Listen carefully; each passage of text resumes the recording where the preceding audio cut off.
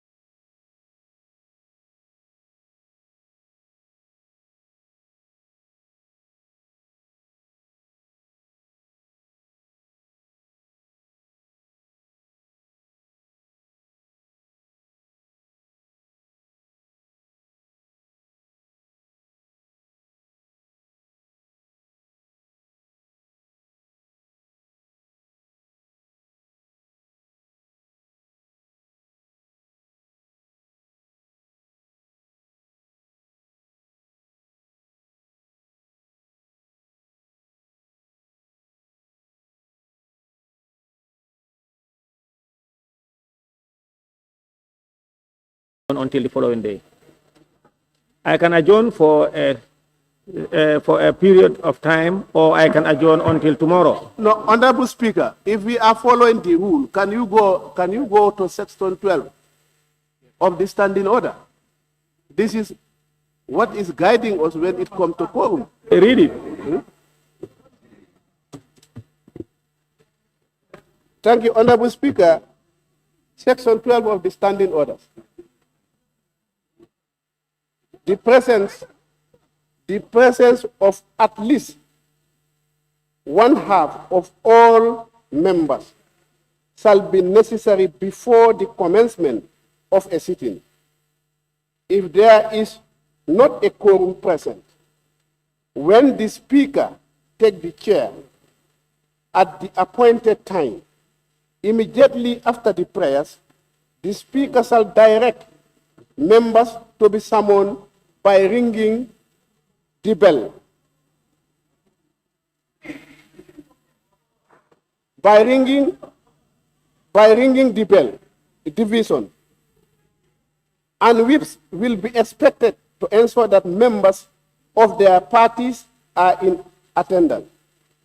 If after the expiration of 2 minutes, one half of the members are not present, the Speaker shall defer commencement to a later time, not exceeding 1 hour, or the assembly shall remain adjourned until next time. That's what I said.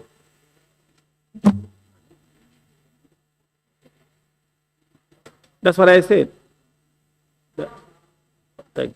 No, we don't have.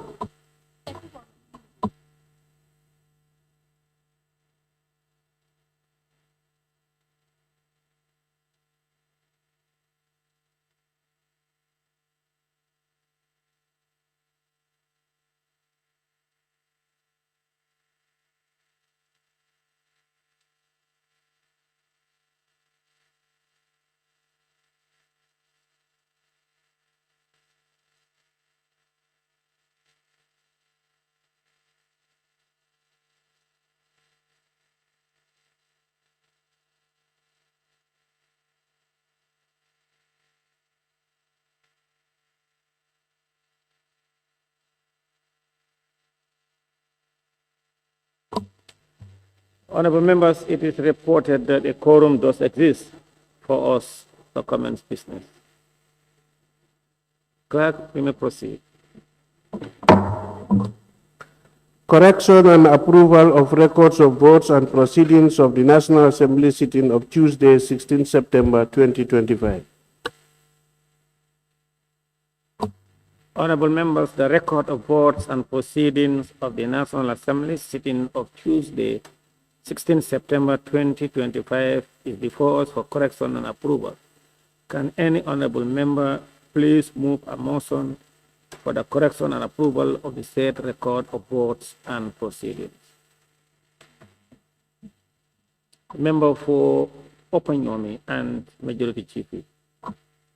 Thank you very much, Honorable Speaker, for giving me the opportunity. Honorable Speaker, I rest to move the record of votes and proceedings of the National Assembly sittings of Tuesday, 16th of September 2025, be considered for correction and approval. Thank you. Any seconder? Member for Fonyi Brefet. Thank you, Honorable Speaker. I second the motion. It has been moved and seconded that the record of votes and proceedings of the National Assembly sitting of Tuesday, 16 September 2025 be approved. Any issues or observation from honorable members may do so by show of tap. And of course, we will look at the record page by page, beginning with page 1. General the records.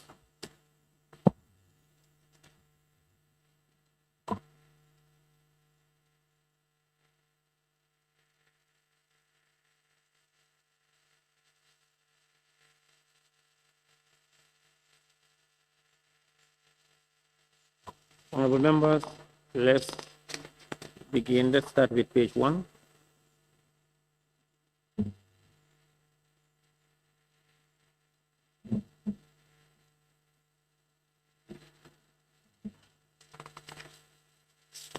Page 2.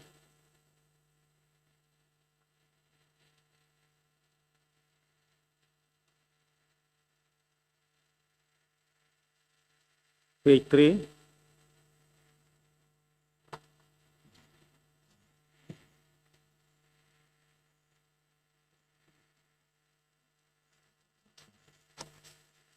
Honorable members, on page 4.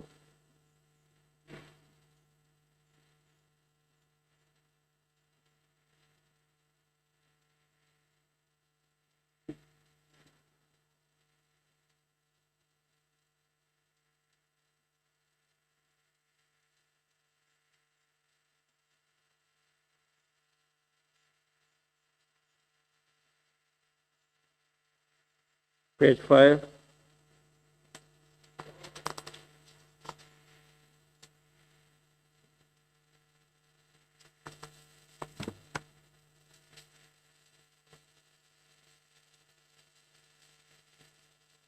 Page 6.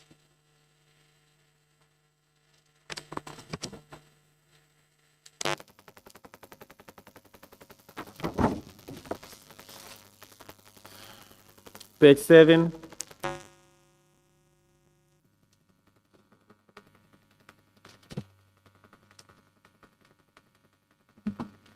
Page 8.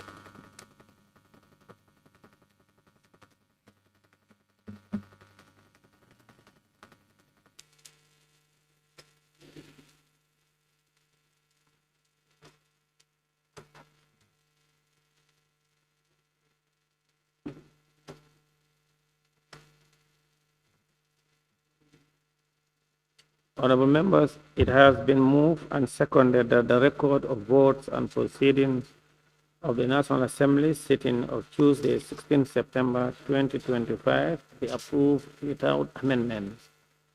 Those in favor, please say aye. Those not in favor, please say no. The ayes have it. Clerk, we may proceed. Order 51, matter of the days. Matter of the day on the removal of Mr. Mamadou Sise as Auditor General by Honorable Almami Jiba, member for Fonyi Council. Honorable members, my office is in receipt of a request made by the Honorable Member for Fonyi Councillor seeking permission under Clause 51, Sub 1 and 2 of the standing orders to make a statement to the Assembly on the removal of Mr. Mamadou Sise as the Auditor General of the Republic of the Gambia. Honorable members, having considered the request of the Honorable Member under the provisions of Standing Orders Clause 51, 3, A, B, C, and D, and 51, 5, and noting that the request has satisfied the Standing Orders provision, I now grant the Honorable Member leave to make his statement to the Assembly. However, I wish to draw the attention of the honorable members to clause 51, sub 8 of the standing orders, that the time allocated for the matters of the day shall not exceed 3 minutes for the honorable members who may wish to make statement, and time allowed for the matter of the day is 30 minutes. Therefore, I also urge honorable members to observe clause 51, sub 9 of the standing orders for guidance. I now call on the honorable member to make his statement to the Assembly. All right, thank you very much, Honorable Speaker. Honorable Speaker, in accordance with clause 51, 1, 2, 3 of standing order, I respectfully seek your permission to raise a matter of public importance before this August Assembly on the day 17 September 2025. Honorable Speaker, honorable members, I rise to bring the attention of this Honorable Assembly a matter of utmost national concern, one that strikes at a very core of our constitutional democracy, institutional integrity, and the rule of law. The Auditor General of the Gambia was recently forcefully removed from office after declining an appointment as the Minister of Trade. The Information Minister stated that the Auditor General was appointed to the position Minister on the 10th of September, and he accepted the role. However, on the 11th, he explicitly declined the appointment. The conclusion reached by the government is that having accepted the appointment, evidence of which have not substantiated, he is unable to reverse his decision and demanded to remain in his role as the Auditor General. This leads to the deployment of police officers from the office of the IGP to forcefully escort him from the premises of the National Audit Office on Monday, September 15, 2025. This action led to the backlash from certain members of civil society who condemned the decision and expressed their solidarity. Regretfully, the same law enforcement was employed to unjustly arrest some of these individuals. This event presents a significant constitutional and legal issue, undermining the autonomy of the National Audit Office and the violation of 1997 Constitution and the National Audit Act 2015. Honorable Speaker, this is not merely a personal issue. It is a constitutional crisis. It raises critical questions about the separation of power, the independence of audit institutions, and sanity of due process in the Gambia. The National Audit Office is a cornerstone of transparency, accountability in governance. Undermining its independence weakens our democratic institutions and erode public trust. Moreover, following these incidents, several young citizens, the like of Kemo Fati of Bakau, Aliou Bah of Brusubi, Momodu Kamara of Jambanjeli, Omar Saibo Kamara of Gala, and Bakari Tamba were reportedly arrested. A journalist from the Gambia Talent Promotion was also briefly arrested, but later released after a security screening. 4 of those youths remain in custody as of today. Eyewitness account footage of suggests that tear gas were deployed against unarmed civilians who had gathered peacefully to witness the unfolding event. This is deeply concerning. In a democratic state governed by the rule of law, citizens must be allowed to exercise their right to peacefully assemble and express without fear or repression or arbitrary arrest. The use of force to suppress civic engagement undermines our democratic values and violates the principles of human rights. In conclusion, Honorable Speaker, honorable members, this is a moment for Parliament to demonstrate courage, foresight, and unwavering commitment to the principle of good governance.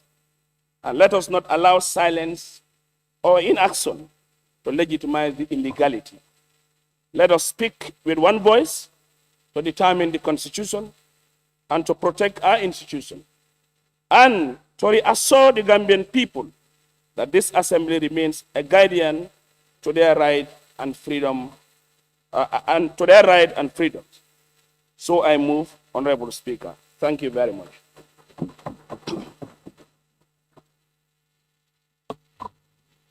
Member for Atikuna Sabaji, you have the floor. Thank you very much, Honorable Speaker, and thank you very much, mover of the motion, Honorable Almame Jiba. Honorable Speaker, what is before the Parliament today is to show to Gambian people, do we have a strong Parliament or we have a weak Parliament? Because this Parliament today needs to rise to the occasion, restore the freedom of expression in this country, and stop the executive interference into public bodies. Honorable Speaker, there are 2 cases to this effect. In the case of in the Ghanaian case of Domilevo versus the state, it was ruled. The Ghanaian Supreme Court ruled that executive cannot interfere into the functions, responsibilities of the Auditor General. In other words, the Supreme Court of Ghana has reaffirmed the independence of the Auditor General. Honorable Speaker, another progressive case to that effect was in the case of Trinidad and Tobago. The Supreme Court ruled, even the executive interference, even the executive initiated interference into the office of Auditor General is unacceptable. This is not acceptable, and the President should change immediately. The president should change his mind. Or I urge this National Assembly. The president has violated the Constitution more than its National Assembly members in this parliament. Because the president has violated the Constitution more than 20 times, and he has only 18 National Assembly members here. I will urge these National Assembly members to initiate impeachment proceedings if the president don't reverse the decision. Thank you very much.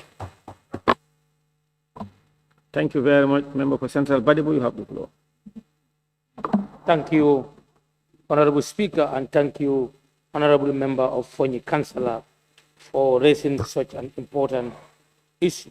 Honorable Speaker, we are governed by law, and Gambia is a country that has high respect for the rule of law.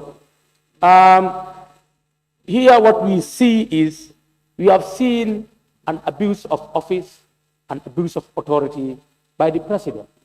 It's normal you call somebody that you offer him a job, but it has to be formally written that we know that so and so is given a job, and formally he reply you and to show to you that he declined from the job. But no evidence is shown to us now. Honorable Speaker, when there was a crisis 5 years, 3 years, we were governed by the Constitution. The Constitution prevailed. And in the same Constitution, the Auditor General, Section 59 of the Constitution, 1997, states that the Auditor General may only be removed from office following the recommendation of a tribunal appointed by the Chief Justice. So how can the president just come in the name of promotion that he will be relocated to Minister of Trade? This is simple. Let us not put the country into a crisis. We have a young democracy that is growing up.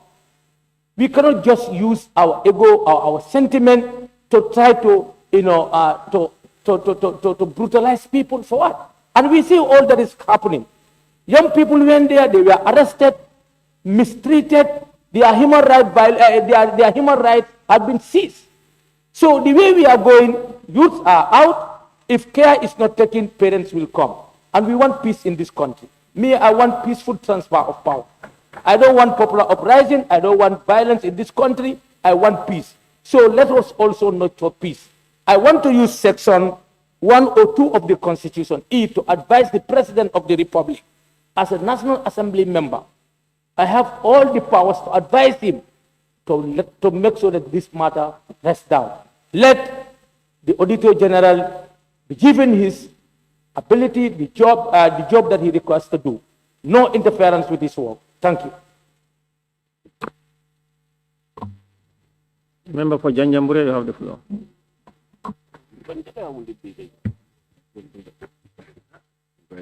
Thank you very much, Honorable Speaker. And thank you to the mover of the motion. My contribution will be very swift.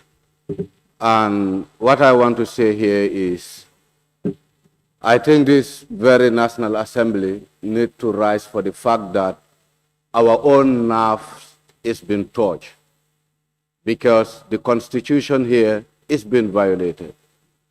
I will align myself with Honorable Saho on the fact that Section 159 is very clear in terms of the process or the processes that are required to remove an Auditor General. Also, in terms of redeploying an Auditor General, for me, it's no-go area. And whoever is advising the President to act in this manner is giving him an ill advice. And I strongly want to resolve that, let the President rescind on his decision and reappoint Mr. Cisse to his position. The rumor that is going around, especially from a state minister, that he have agreed. You know, government, we need to understand that our governance is about records. You cannot actually get to the public telling us about a story that was just verbally agreed. If in any situation Mr. Cisse have agreed to his appointment, we need a written reference to understand really Mr. Cisse have agreed to this. But by the look of things, it have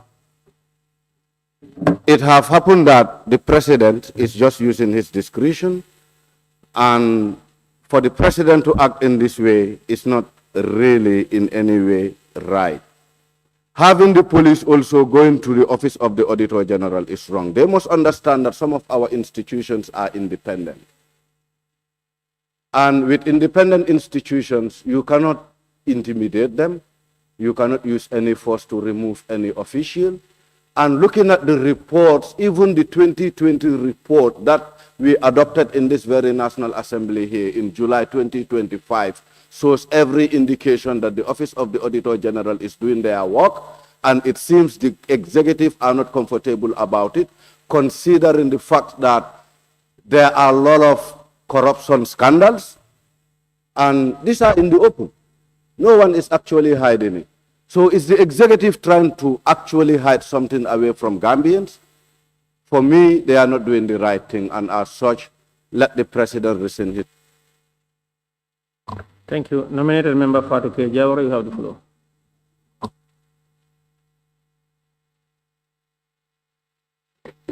Thank you very much, Honorable Speaker, for the opportunity. I am very happy to stand here today to make my contribution.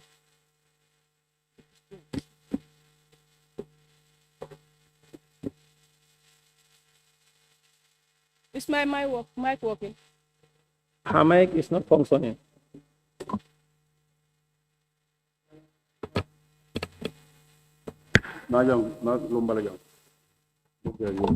Honorable Speaker, thank you very much for the opportunity. And I must commend the Honorable Member for Kony Councillor for coming up with this matter of today.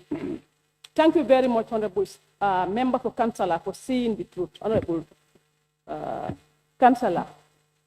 Honorable Member, before I begin my intervention, going through the document where the Honorable Member stated that the Constitution of the Gambia 1997 guaranteed the local assembly of the youths who assemble at the Auditor General office.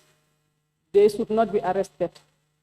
Thank you for him to speaking the truth when he was put to serve under a brutal dictator for 22 years. And he had the opportunity to speak about those injustices, but he rather keep mute about it. Honorable Speakers, going through the document, Honorable Speaker, who is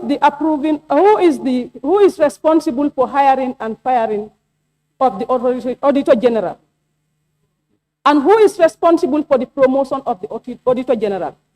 What hand did those youths have in the removal or the promotion of the Auditor General? We cannot accept two individuals to continue to harass government officials, democratically elected government, who was elected in the heart and sweat of Gambia. We cannot continue to see them brutalizing them. Honorable Speaker, Gambians went through a lot to form this new dispensation. And I know majority of those youth are not part of those who form this those who form part of this democratically elected government. Those who pay the heavy price will pray for the country to move forward, because we know where we came from and where we are heading to. This is a Gambia. If you think that I don't know what I am saying, it's like a sitting room at a bedroom. You may think that you are in the bedroom, you know everything, but I myself or somebody else in the sitting room also was privy to many information.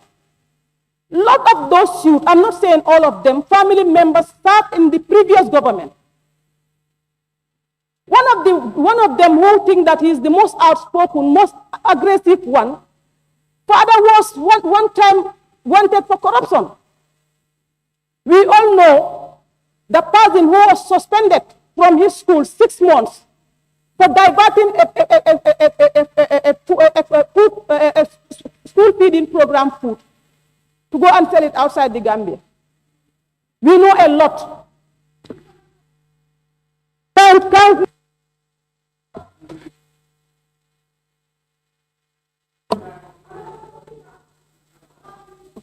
They were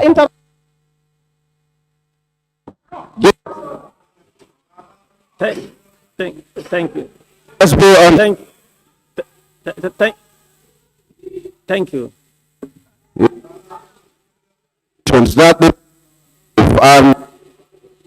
Thank you. Thank you.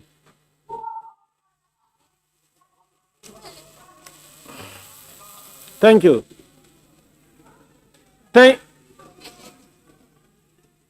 Speaker, control the proceeding, please. Parliament.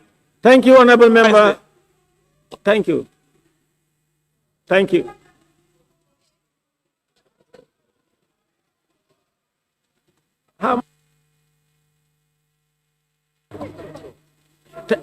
Honorable member, please take your seat.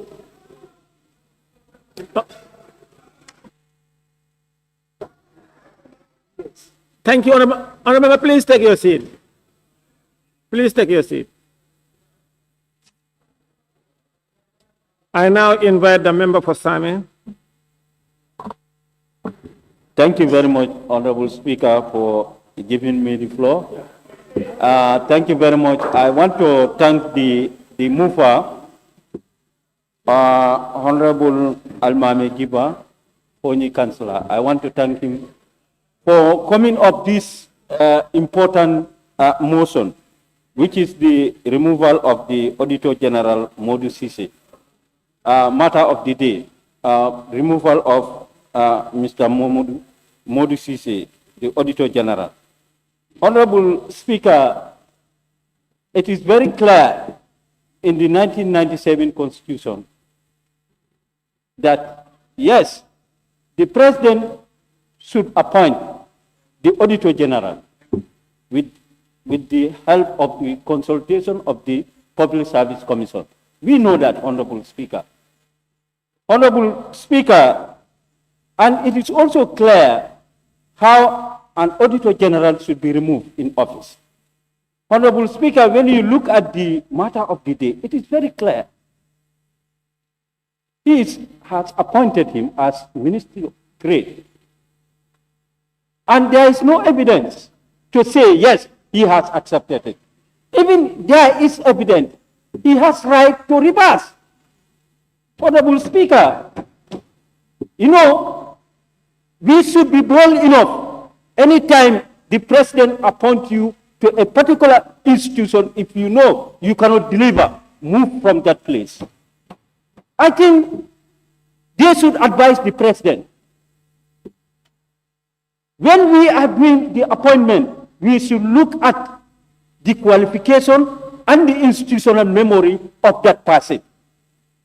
Honorable Speaker, we should not just appoint somebody because, yes, it's my friend or it's my dad. No, whether he can deliver or not. So he has decided now he wants to come back as Auditor General, and he's doing well. I think they should advise the President. The President should not allow anybody to create commotion in this country. We want peace. We want peace. He has power. He can do anything to make sure that there is peace, but not to mobilize police to go and arrest our youths, to put them in a pickup as if they are not human beings. That is undone, Honorable Speaker. And the President, please, if they are not advising you, I'm advising you, please, don't create commotion in this country. Please, advise him wisely, please. He can do anything to... Thank you. Minority Leader and Member for Birkama North. Thank you very much, Honorable Speaker. Honorable Speaker, strictly the office of the Auditor General is independent, and that is guaranteed in the Constitution, and therefore the President does not have the discretional powers to remove the Auditor General or reassign the Auditor General to any ministerial position. The issue at hand, Honorable Speaker, is the President announced the removal of the Auditor General the President announced the removal of the Auditor General and then appointing him as Minister of Trade. And it is said that the Auditor General rejected the said appointment. And there is no evidence to ascertain whether the Auditor General has accepted the said appointment, even whereas the Auditor General accepted the appointment. Considering the office of the Auditor General to be independent entity, this would require the Auditor General to first resign from that independent office before he could be given a political appointment. In the absence of that, Honorable Speaker, it will be rather infringing the independence of the office if the President should remove the Auditor General on the pretense of reassigning him to a ministerial position. Honorable Speaker, this action of the President requires an interpretation to set the record straight. Otherwise, our democratic institutions will be collapsing. And the Parliament is part of it, the judiciary is part of it. Here is a situation a member called for the President to reconsider his move. If it was done in the good faith, as he put it in the statement, based on the competence of the Auditor General, he has been reassigned. On the other hand, if the Auditor General is not accepting, because we are to count on evidence, if the executive has any evidence to establish that the Auditor General has accepted the prior appointment before rejecting, let that be produced. What is available before us is that he rejected. Then that means that is the position.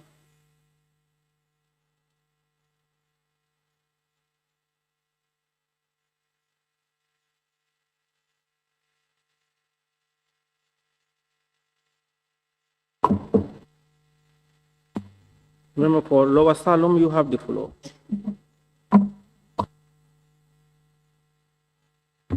Thank you, Honorable Speaker, for giving me the floor. And Honorable Speaker, it's unfortunate, unfortunate incident that we don't pray for. But then, Honorable Speaker, my comment will be just the paragraph that the nominated member is trying to quote out. That is the, moreover, the following incident, several youths, citizens came of party and others. Honorable Speaker, I must thank the National Audit Office staff, especially their lawyer. On record, he said, we allow the police officers to do their job. Let's not stop them doing their work, because they are here for an official mission. You see, this person knows the law, that they are, we are guided by the law. If you think there is an issue, we have the Supreme Court. There's no party who owns that Supreme Court. They deal with the law. So definitely the staff of Auditor General, they play a good role to establishing peace. That doesn't deter them going to court. Honorable Speaker, there's a scenario here in 2019, I think, 2020. Yakumba case. Yakumba was dismissed by the President on lawful basis. But then the law says, no, you can appoint her, but you can remove her from the office. But the reason why I'm making all these references, Honorable Speaker, you see, the youth also should know the rule of the Constitution, Honorable Speaker. Not at any time you said you go for protest. The matter is already on the hands of the executive and the National Audit Office. Themselves knows that there is a rule of procedures that we are going to tell you in court. We allow the due process. But whatever comes, we go and protest. Who are these people? And in fact, it is Parliament who are giving them that right, Honorable Speaker. We said, rule of assembly, we have no problem. We have no problem. But again, executive also has right. The auditor officer has also right to go to the court. If the court decides now, if there are no actions taken, then you can go outside and protest. But the matter is in hand. In fact, there was no action taken. You go outside, a press release, whatever, and even uttering words that are on Speaker. My friend, we need to teach.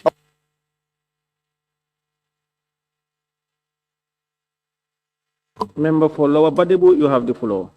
Thank you very much, Honorable Speaker. I'll begin my deliberation on if the rules are violated, it's the right of each and every government to correct it. When rules are violated, it is our right to correct it. Honorable Speaker, what happened on the 15th of this month was a total violation of our Constitution. The President doesn't have any power based on our law. Honorable members, order. Based on our law, to give a directive or through his non-IG to give directive to the security forces to go and remove Auditor General from his office. There are procedures which they can channel. Section 1584 and Section 155 and Section 159 clearly spelled out how the AG can be removed from the office. Why should we not use our executive power to go against our own law? Why?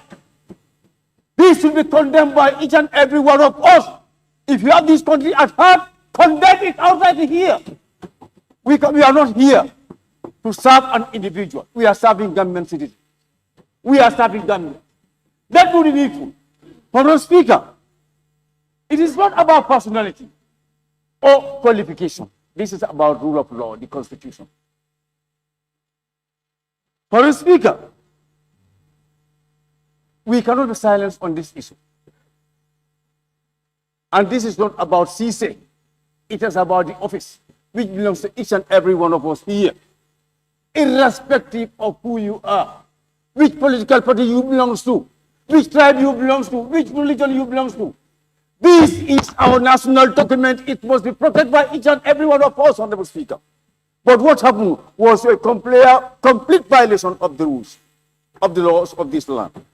Honorable Speaker, appointments should not be imposed on us. Appointment is a matter of choice. And the person who was to actually deploy to another portfolio, he declined it. Either verbally or written, he said he doesn't want to go take up the appointment. Why should they impose on that appointment on him? His rights were violated, and all of us should speak against it so that we can correct what is wrong. Thank you so much. Member for Nyamina Dankunku, you have the floor. Thank you, Honorable Speaker. Let me also join my colleague to thank the member for Councillor for bringing this issue as a matter of a day. Honorable Speaker, what we are discussing here today, it is about the deployment of the Auditor General to the Ministry of Trade that turned into crisis. And then, Honorable Speaker, the constitutionality of this matter now, we have seen the process. Maybe they will be leading to court. There is a lot of debate. The president cannot remove him, the president can remove him. But finally, that will be decided now at the court. Honorable Speaker, for me, the issue I have, if I was to advise the president on this matter, you know, sometimes when you lead, don't allow to put speculation in the mind of the people. There was a lot of issues trending in the newspapers. There were a lot of audit issues that are pending. The executive did not act on it. At this material time, if you want to remove that individual, you will be creating a lot of speculation, unnecessary speculation. And that's the position we are here today. The other issue, Honorable Speaker, it is about Modusisi himself. I don't know whether a thorough background was did before the action, the action of redeploy him to the Ministry of Trade was done.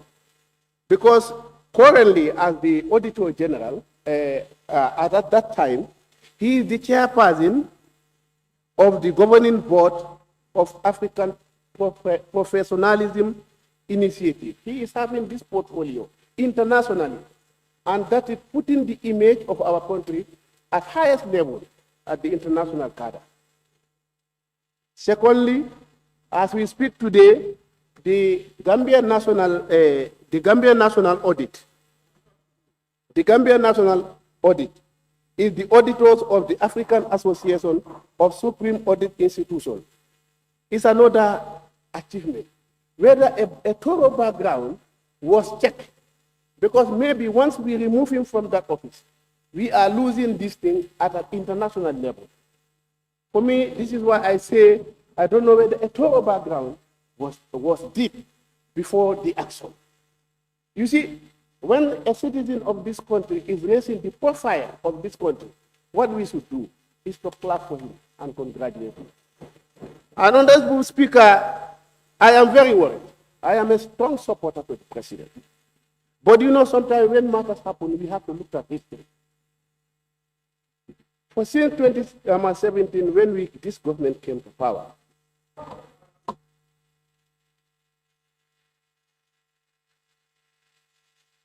Honorable Member for Nyamina Dankungu, thank you very much. I will ask you a question, but don't provide answers for today. You talk about the appointment. Is it for the individual or for the position of the country? Now, next, we have the member for Upper Salem. Yeah, thank you very much. Thank you very much, Honorable Speaker.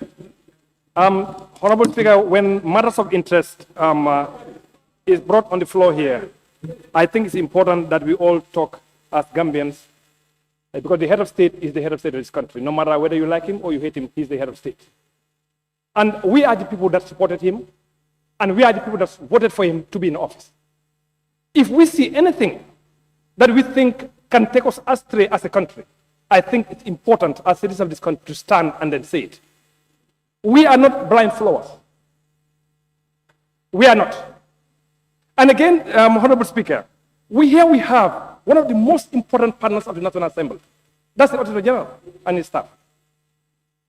We work hand in hand with them on day in, day night. In fact, I can tell you every single issue we work in this parliament here, they're there. The Special Select Committee, the Joint Committee, they're there with us day in and day out. Their staff, including himself, as Auditor General in this country. Now, if we see something happening in his house, it's right for Parliament to stand and talk about it, because of you cannot watch when your neighbor's house is burning. You cannot watch until everything's done. You go and check on your neighbor. We cannot do that. And the reason why Honorable brought this thing is for us to dialogue, for us to discuss as citizens of this country. Honorable Speaker, this country is governed by laws. And in fact, that's why we are a democratic society, because we have laws that govern what we do. But we must also understand that the Constitution and other acts of Parliament, they created independent institutions. And when independent institutions are created, they also create laws on the vacation of offices, appointment and vacation of offices. These are crucial things. Honorable Speaker,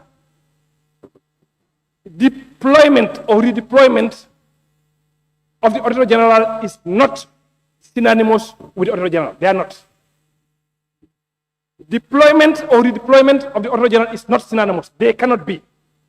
You see, when you look at section 167 of the Constitution, it tells you about appointment and dismissal. That is a general clause. But where a specific clause exists, it actually overrides. And I think this is actual common sense. The general clause only will be applicable where there is no specific clause in our laws. But there is a specific clause telling you exactly the vacation of office of the Auditor General. There is a specific clause that tells the vacation of office of the National Assembly member. It tells you in very clear terms. And I think if you go back to history, the case of Yakuma Jere also comes to mind. The general clause was used, that's section 167, but the court says no. Where specific clause actually exists, they must be used. They cannot override. So specific will always override general. And general will come into term when there is nothing else to do with that. But Honorable Speaker,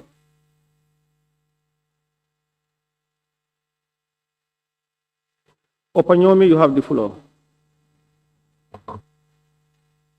Honorable Speaker, thank you so much for giving me the opportunity. Honorable Speaker, let me also join my colleagues to thank the mover of the motion for bringing this matter before this assembly. I think it has, met all the standing order criteria. That's why it's admitted by the Office of the Clerk. Honorable Speaker, the caption or the heading or the reason why this matter of the day is brought to this before the members. Honorable members said matter of the day on the removal of Mr. Modisise, Auditor General of the Gambia.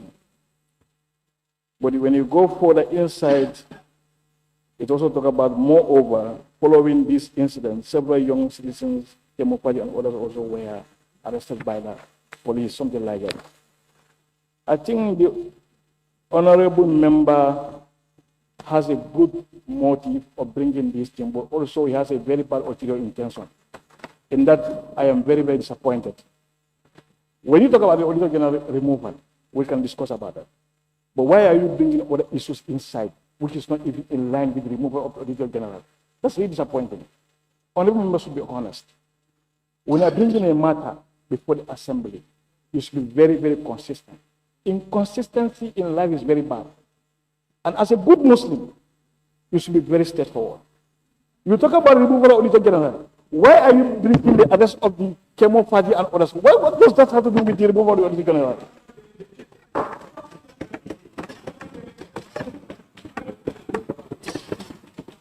Why? What the incident that has happened is unfortunate. And the president did not impose the ministerial position on the Auditor General. We all were informed that verbally he has accepted it. So he was not forced to take the ministerial position.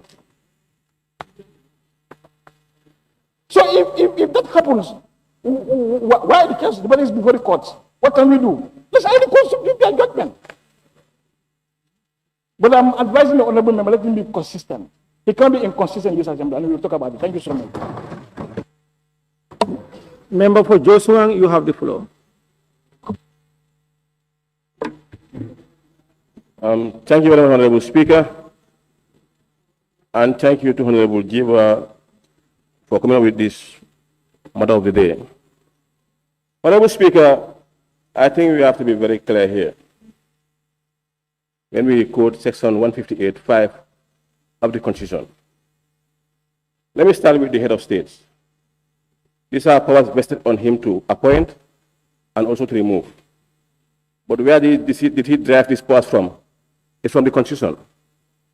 And section 158(5) is very clear here how to remove the Attorney General. Let's talk about the very person that we are talking about with Modisise. Can we evaluate him? Is this there, the word inability? It is happening. What is he doing? It is doing is right. Modi is doing very well. We interact with Modi. We work with Modi here at PEG. In our committees, we work with Modi. So with the issue of inability, it's not the case.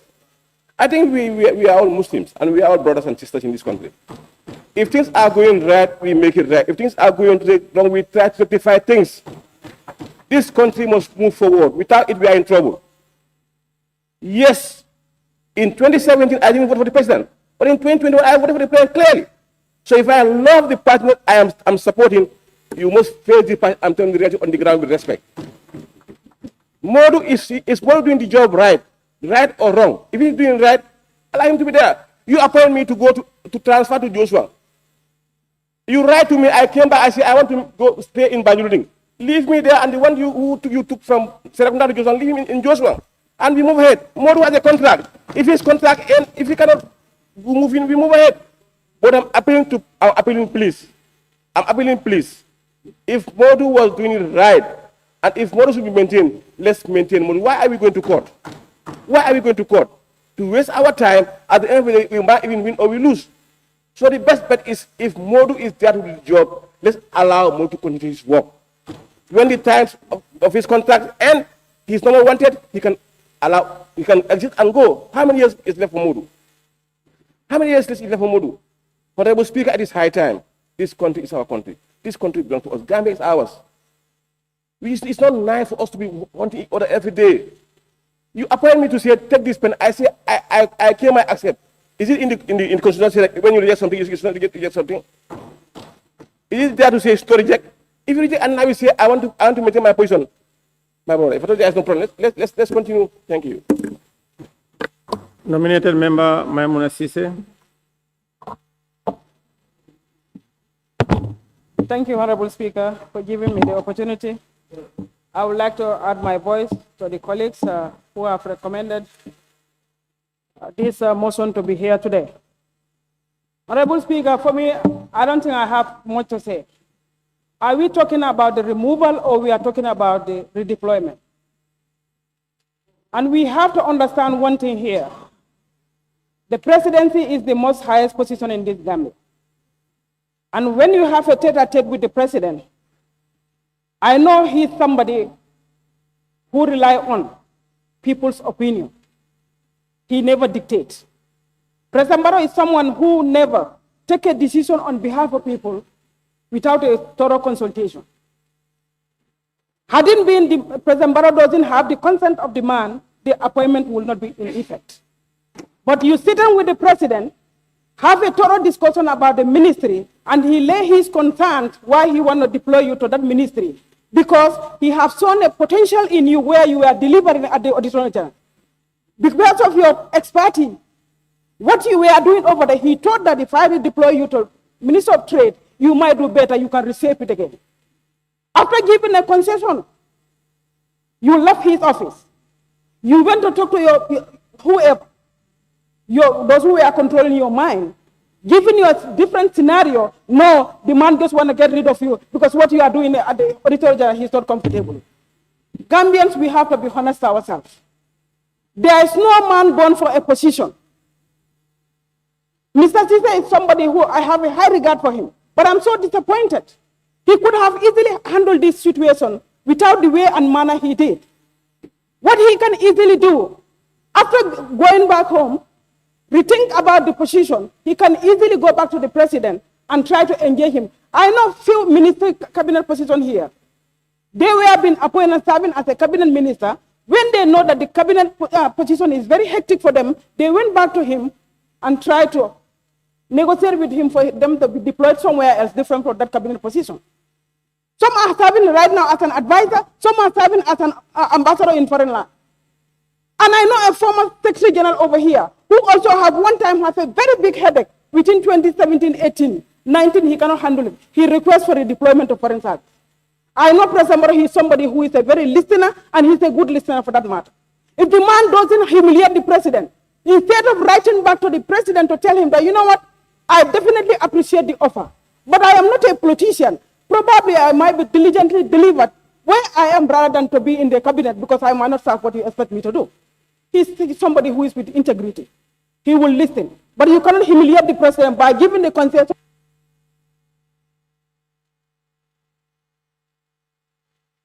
Honorable members, I think we are running out of time. We may draw the court in very soon. I will now allow the member for Banjul note, and then probably we draw the court. Honorable Speaker, my talk has been up. Thank you very much. Since the inception, my talk has been up, and you refused to call me. Honorable member for Banjul note, please continue. You cannot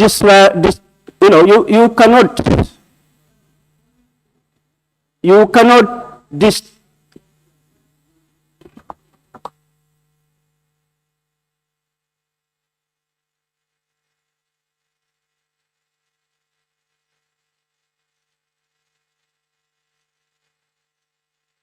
Banjul note, please take your note.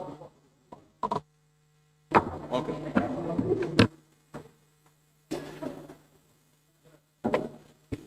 Hello. Yeah, thank you very much, Honorable Speaker, for giving me this opportunity. Honorable Speaker, I will first want to commend the member for Pony Kansala for coming up with this important matter of the day.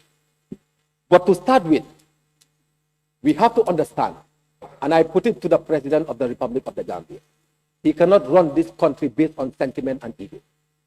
This country will not move anywhere And to tell you the truth, Honorable Speaker, and with your permission, I will want to say this in Wolof. Pour wax leen dëgg rek, President bi at office of the IGP this time around, then daanu ba borom. And that is the truth. Because what has happened here is very devastating and is unacceptable. It's very clear. The Constitution is very clear. Section 158, subsection 5 is very clear. And whoever will doubt this, let us go back to our law. This is the law, the supreme law of this country. And like I said in the beginning, for me, I'm not here for any sentiment or ego. But forcefully removing the Auditor General from his office, that is not correct. And I will also want to join other members to ask the President to change or revert or recede from that decision. The Auditor General must go back to his office, no matter what. Talking about part 2 of the matter of the day. To be honest, the Constitution, as we always say, is very, very important, and it is the supreme law of this country. And Section 25 is very clear in terms of peacefully assembling in this country. It is in line.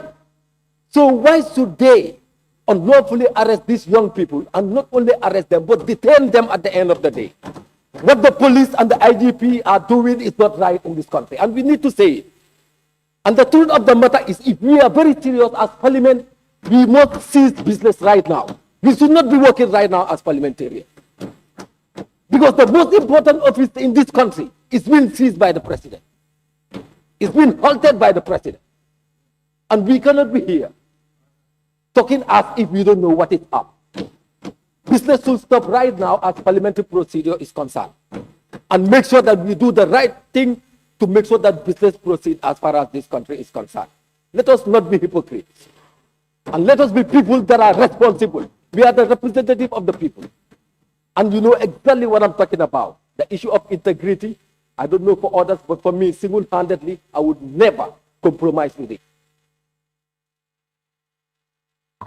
Honorable members, I have 3 more on my list, and they are Lower Fuladu West, Brikama South, and Nyamina West. And we have exhausted the time. Okay, if members raise their attack, if members raise their attack, Honorable Speaker, allow members to make. Honorable members, please let's abide by the rules. Allow members to. Don't do that, member for Brikama. Member, we have been here.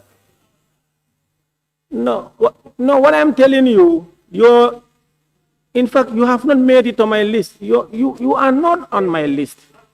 I am not disputing the fact that you may have raised your tag. Wallahi, I'm not disputing that. But what I'm telling you, wallahi, you are not here. I have not seen your name. That's what I'm telling you. You cannot abuse me. Don't do that. Don't do that.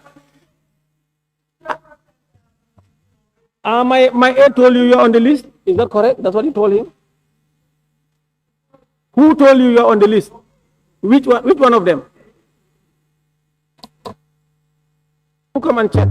Or you yourself? No, you yourself come and check. I am telling you, you are not on my list. I don't want you to continue disrupting proceedings. You are not on my list.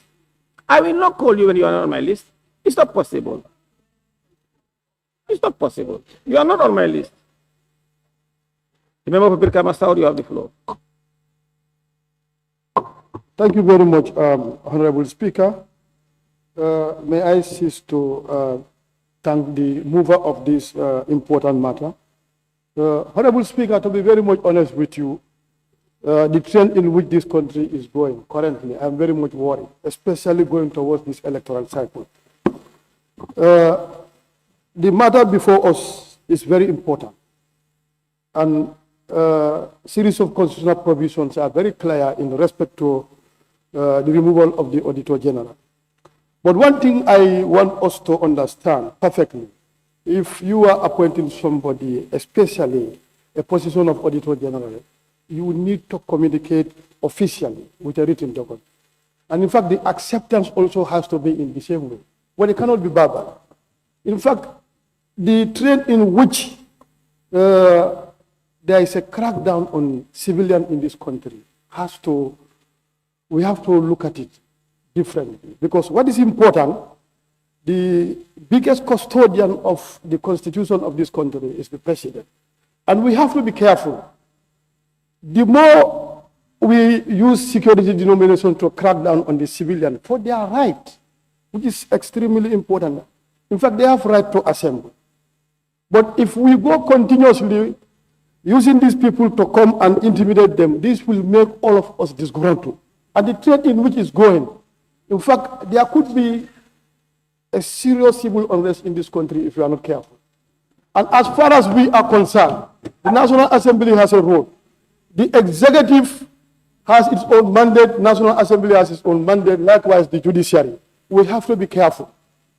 And the trend in which this is going to need to stop. It's very easy for us to do it. There are procedures. You do the needful and make sure that if you want to do anything, it has to be in line with the laws that are provided for, both in the Constitution and the Act. But the trend in which this thing is going is alarming. And in fact, we have to understand that all of us are citizens of this country, and it's our responsibility to maintain peace and order. Gambia is a peaceful country, but if people are pushed to tight angle, there could be a negative repercussion, and we have to understand that. AG is needed, the Auditor General is needed in this place. And in fact, there is no written documentation that he has accepted. If you have to give it to the people. So the trend in which is we have to make sure that we live up to expectation by making sure that there is peace and order in the country. And the president has to rescind this thing. And you cannot be, listening to so-called advisors. You know the realities on the ground. And you have to know. But every dictator has to come and tell you, do X, and you continue doing it. It's going to have a negative repercussion. Honorable members, we have to use parliamentary language. You cannot refer to officially appointed advisors as so-called. If they refer to you as a so-called MP, would you accept that? Keep quiet, central body. Last but not the least, I will invite the member for Lower Pula West. Thank you very much, Speaker, for giving me the opportunity to partake. I join my colleagues to thank member for Councillor for coming up with such an urgent and a public cry. Currently, I believe, going by the matter of the day, in the first place, I feel the Auditor General is not removed. Let's make it clear so that the message that we are disseminating outside is clear that the Auditor General was not removed. Yes. He was consulted on a position which, with his integrity, he accepted. Going backward, he rejected the appointment. And as we are concerned, when this whole transaction was done, when he accepted, there was somebody also consulted for that same position. If he rejected it, there must be processes that need to be done, and those processes need to be respected. And also, coming back in the second, I feel that I quite agree that the president needs to be advised very well so that he can definitely holistically look at issues. And the process should be given the time until those back and forth letters are given. Going back to the second part, the arrest of the youth. Let's tell the youth the truth. Let them not be used by politicians. Let them not be fighting a war that they cannot win. We, the young people, should test this constitution. There are laws, there are procedures. Before we go there, why can't we test these laws? These laws were tested during Barrow's time, and we can see the Yakumba Jaites case. Why can't the youth be so sensible, so smart, and understand the better way to fight is using the constitution? Why are they running away from the constitution? And I thank the police for making sure that peace and order prevails. This country cannot go ungoverned. People must respect the laws of this land. We know what it dictates to assemble. But every day people want to be assembled. Every day you think what happened to Sonko and Jomai can happen here. I urge the police to take this matter very seriously. Let's use the laws. The constitution are here to separate us when we have doubt.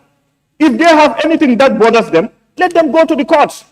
And I am asking members of parliament, we are the lawmakers. For the fact that we are the lawmakers, we should be respecting the laws that we are making. And we should be testing the laws that we are making. If you are making a law and allow other people to flout it, that's wrong. Let's use the right procedure. If they feel that the constitution is violated, the only place that you can go and make this remedy is done, go to the courts. But now, if members want to brag and also want to show the glory, me and my integrity, where is that? Your integrity is your law that you are making. Your with integrity. The integrity is the law that we are making, and we want these laws to be tested in court. Thank you. Order, honorable members, order, please. You allow members to express their opinion. No, members, when you are on the floor, you want members to listen to you. So if they are expressing with a different opinion to yours, please keep quiet and allow them to do that. No, keep quiet. Clerk, we may proceed. I want to thank everybody that does it. Huh?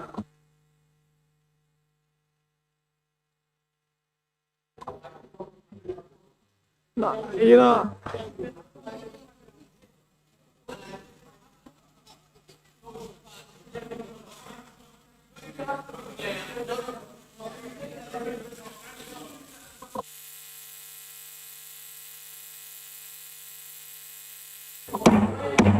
Order, honorable members, order. Yes, of course, you are last on the list, but I was just trying to appeal if we can stop there.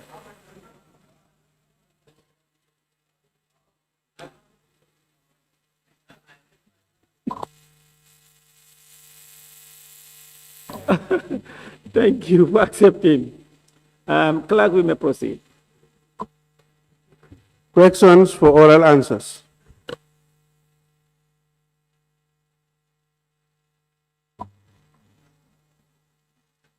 Honorable members, as per the order paper and order 41.1 of the standing orders, today is question for oral answers. Furthermore, as a reminder, clause 43 of the standing orders limited supplementary questions to 7 in total. 2 from the honorable member asking the question and 5 among other members. Therefore, we will proceed with the honorable ministers scheduled today to give their oral answers. Thank you very much, Clerk. We may proceed with Fisheries. Questions for oral answers. Honorable Minister for Fisheries and Water Resources. Thank you, Honorable Minister for Fisheries, Water Resources and National Assembly Matters. You may take the podium.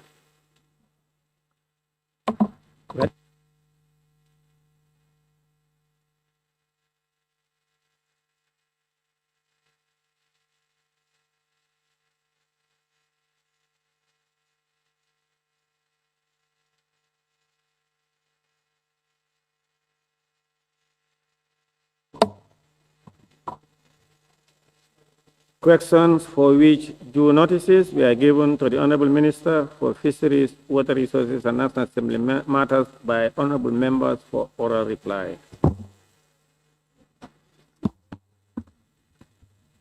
Question number 286 of 2025 by the Honorable Member for Serekunda. Yes. Thank you very much, Honorable Speaker. Honorable Speaker, could the Honorable Minister for Fisheries and Water Resources update this August Assembly on the current status of the Gambia-EU fishing agreement?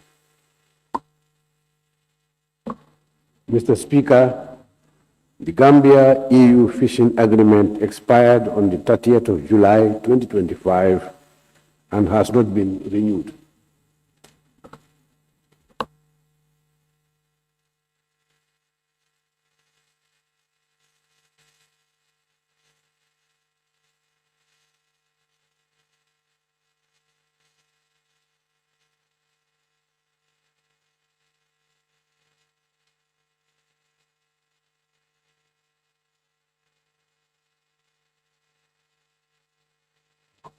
Minister provided answer.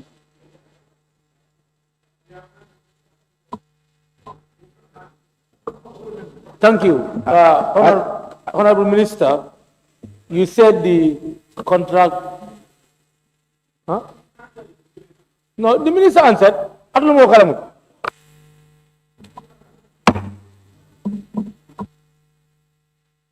Supplementary?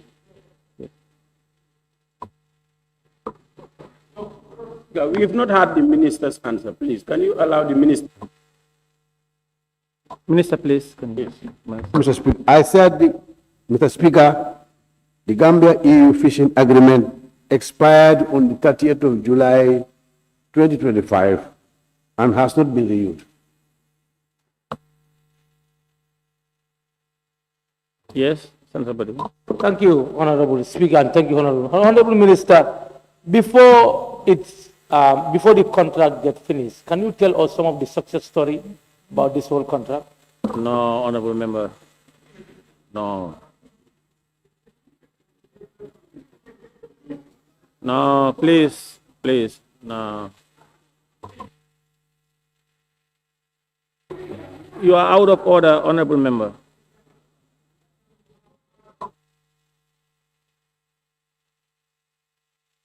Any order? Hmm?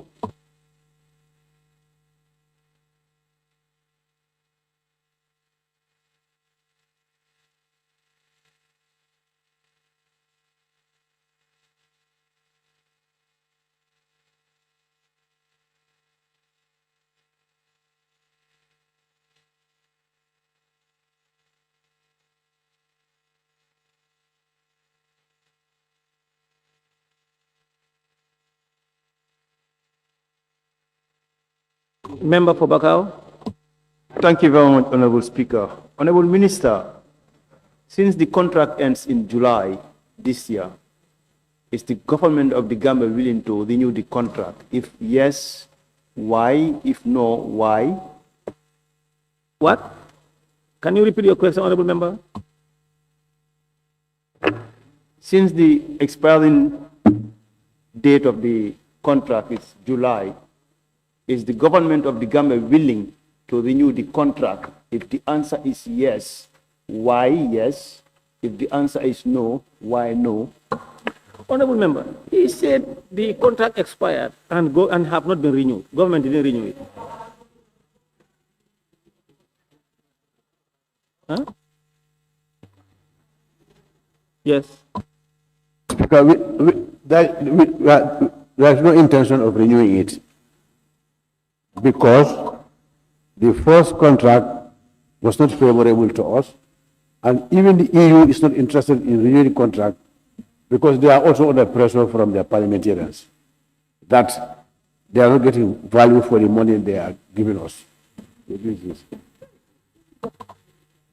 Thank you, Honorable Minister for Fisheries, Water Resources and National Assembly Matters. You may leave now.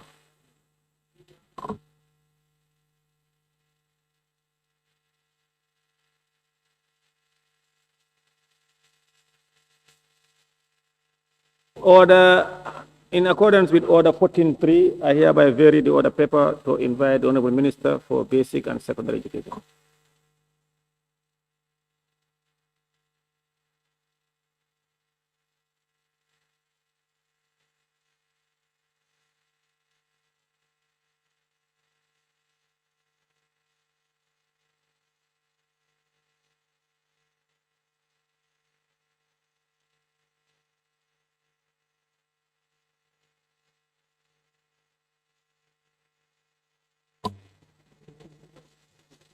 Honorable Minister for Basic and Secondary Education, you may proceed to the podium. Questions for which due notices were given to the Honorable Minister for Basic and Secondary Education by honorable members for oral reply. Question number 244 by the Honorable Member for Fonyi Bintang. He authorized the member for Kiang Central to read on his behalf. Thank you very much, Honorable Speaker. Honorable Speaker, could the Honorable Minister for Basic and Secondary Education explain to this August Assembly why competent exams have been introduced for in-service teachers at the college, knowing fully that they are already in service? Thank you very much, Honorable Speaker. Thank you, Honorable Member for Bintang, Fonyi Bintang Karanai. The ministry has instituted what we call the Teacher Competency Assessment, TCA, for all in-service teacher trainees. And I want that to be clear, TCA, teacher trainees at the University of Education, the Gambia, the former Gambia College, as a very important measure, basically to identify the teaching gaps in their skills and knowledge. This we know by extension will help the ministry to redesign targeted training programs that continuously strengthen their professionalism and teaching quality. The TCA is a crucial quality assurance tool, ensuring that every teacher deployed to the classroom meets the high standards that are expected of our teachers.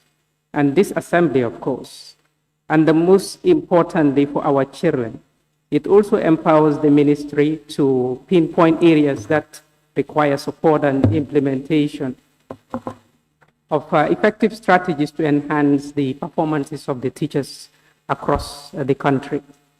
Honorable Speaker, it is part of the report that the sector is pursuing to ensure that we continue to demonstrate our commitment to ensuring high quality output or education for every child.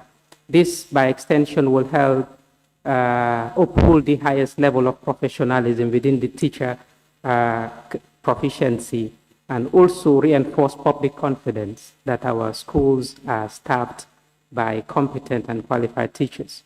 I must also say that participation in the TCA is mandatory for all diploma graduates within the pre-service and in-service categories. And the ministry has taken care of the cost associated with this assessment. Any in-service teacher who fails, and I want to be very categorical here, to take the assessment without valid reasons or excuse will face consequences, as competency validation is now an uncompromising prerequisite for any redeployment of our teachers. We assure you that this reform is fundamental to ensuring quality education and building a highly qualified teaching staff, and to be effective also in the delivery of the services. Thank you. Thank you very much. There is no further questions. Member for Lower Florida West. Thank you very much, Honorable Minister. I just want to ask, does this reform qualify as a continued professional development for the teaching, or is another setup to aid the teachers in related to the service delivery they give to the students in classroom? Yes, it is part of the enhancement. It's part of the enhancement programs. Basically, what the competency assessment does is to expose the teachers to a certain assessment. And after the assessment, we mark the teacher's experiences during the assessment, and the gaps are identified. And it is those gaps that we come back to identify or to program trainings that are targeted to support them enhance those skills that will make them better when they go back to the classrooms to do their teaching. So, of course, it is part of their continuous professional development. Thank you. Lower Badibu. Mr. Speaker, Honorable Minister, would you extend this assessment exam to other in-service teachers who are not attending Gambia College? Thank you. Okay, like I said, I am not sure I understand what you are trying to say, that whether it will be extended to other teachers who are in service but are not attending the Gambia College. Okay. Okay. Normally, at intermittent times, teachers are seen to have a need for a certain training continually. So, if you are within the sector, at certain point in time, for example, if you had a diploma, you want an advanced diploma.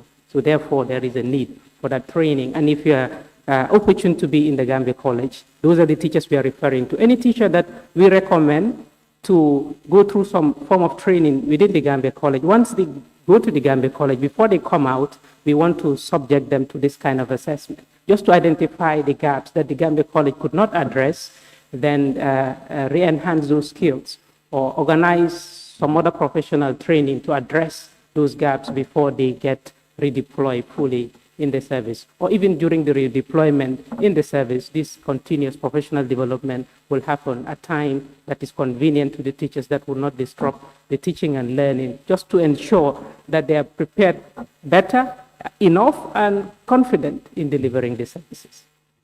Thank you.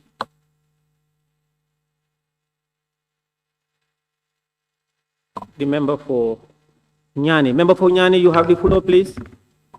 Thank you very much, Honorable Speaker. Honorable Minister, is there any second chance given to teachers who could not make it in the first trial of the competence exam? Yes, if the reasons advanced are genuine, yes, of course, a second chance will be granted. But if the excuses are flimsy, it will not be tolerated, because this, like I said, is part of the reforms, and we will not compromise the standards that we are, as a sector, very committed now to put across. So we indulge every teacher that is unable to do this to come forward early and explain the reasons why they cannot do it at the time that we want it. But if they unceremoniously absent themselves from it, it's tantamount to consequences, and we will, of course, extend those consequences to the teachers. Thank you. Chief, hold on. Chief, hold on.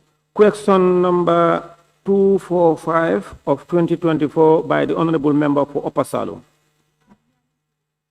Nyani will read on his behalf. The member for Nyani. Thank you very much, Honorable Speaker. Honorable Speaker, the influx of international schools seems to be on the rise in the Gambia, and the tuition and other fees charged by some of these schools continue to increase year by year. And some schools even require that the payment be made in foreign currencies, while the legal tender in the country is the dollars. Could the Honorable Minister for Basic and Secondary Education bring clarity to this August Assembly? Why are these schools allowed to charge foreign currencies in the Gambia when the legal tender in the dalasi is the dalasi? And are there any regulations that guide the school fee structure of private schools in the country? Thank you, Speaker. Honorable Speaker, thank you, Honorable Member, for asking that question. To begin with, I want to say that the number of private international schools in the Gambia within basic and secondary education are not out of the ordinary. Out of over 2,200 schools, we have only 11 schools that are considered private international schools. I want to assure the Honorable Member that the legal tender, of course, which he said, and I agree, in this country is the dalasi. And so we expect schools, including international private schools, to collect fees in dollars. Even though the private international schools often cater a diverse student population, including children of expatriates and diplomats working in the country, the fees should be paid in dollars. Foreign currency can only be used if the parent or sponsor desire as such, and the school agrees to collect it. It must have been an agreement between the parent, the sponsor, and the school. The ministry does not have any regulations as thus far on schools, on school fee, to say, yes, for private institutions or schools. But as part of our new reforms, this concern is already taken on board, and we will try to learn from best practices when it comes to fees regarding private institutions or schools, to ensure that we are, as with other jurisdictions, to ensure that the Gambian populace are not disadvantaged when it comes to the school fee at the level of the private schools. So we are committed to developing a comprehensive regulatory framework that will not only guarantee quality education, but also ensure that the fees, they remain fair across the board. It is also part of our broader mission to protect the interests of the citizenry, as well as uphold integrity and accessibility of education to every child in this country. Thank you. Thank you. There is no further question.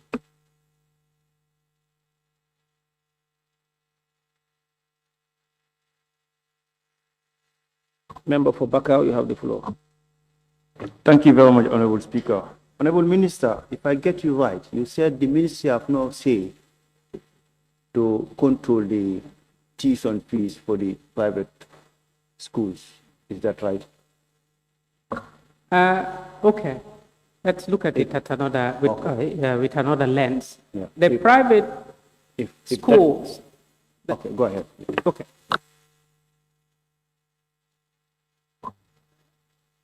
No further question. Right. Regarding fees, it is within the private school. It's a contract between the parents and the school. The private schools are in a jurisdiction that is competitive. It's just like in the, how do you call it? It could be within the banking industry. All banks compete and they have different fees to attract their customers. So the private schools are also within that kind of jurisdiction. So as we speak, the sector, or generally in this country, there are no educational regulations regarding school fee, either at the lower level, basic, secondary, even tertiary or higher educational level. So we are saying yes, now the issues are becoming a concern to us and to you and other people in this country, and therefore we are ready and we are happy to learn from how these things happen in other countries, from best practices regarding regulating fees, and those are the dimensions we want to pursue. Just to make sure that whatever we do, it's in accordance with best practice to be precise, because private institutions are allowed to use demand and supply to dictate what happens in the market. But we are not saying that people should also use that as an avenue to be exorbitant in their charges of fees, especially school fee to children or parents. So we will really try to explore that area and see what we can bring on board that is in the best interest of our citizenry. Member for Opanyomi. Thank you very much, Honorable Speaker, for giving me the opportunity. Honorable Minister, the Honorable Member for Upper Salem is very concerned about the yearly increment of the school fees in private schools. And private school also charging, foreign currency where our legal tender is $. And also, why are we allowing that to happen in our country when our legal tender is $? Man, member for opinion, we can't hear you. Why are you murmuring? Honorable Speaker, what I was saying is the Honorable Member for Upper Salem was very concerned the yearly increment of school fees in private schools.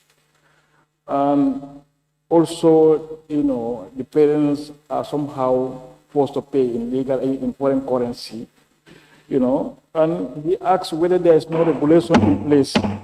Honorable members of the public gallery, when members of parliament try to engage, you ignore them, don't respond to them. So, Honorable Speaker, I just want to ask the minister, are you thinking of coming up with a regulation to regulate all these things that the honorable member is concerned of? Thank you. There is a point of order by the member for central body. Supplementary question should not be more than 1 minute. Honorable member central body, you cannot waste time of the assembly. Don't do that. Minister, please provide answer.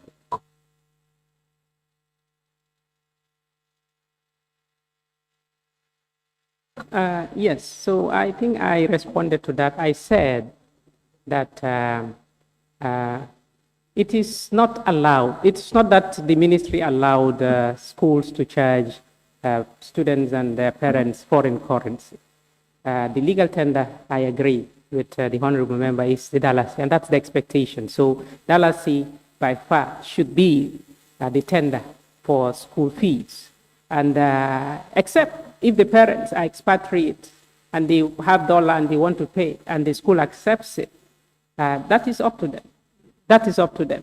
But no parent should be seen to be forced to pay foreign currency. If this is happening, they should report it. Simple. Member for Sabasanjal, you have the floor. Thank you very much, Honorable Minister. Since it is not mandatory to be paying in local currency, and as per your ministry, it is also not allowed. Is your ministry willing to release a press with regards to this issue? Thank you.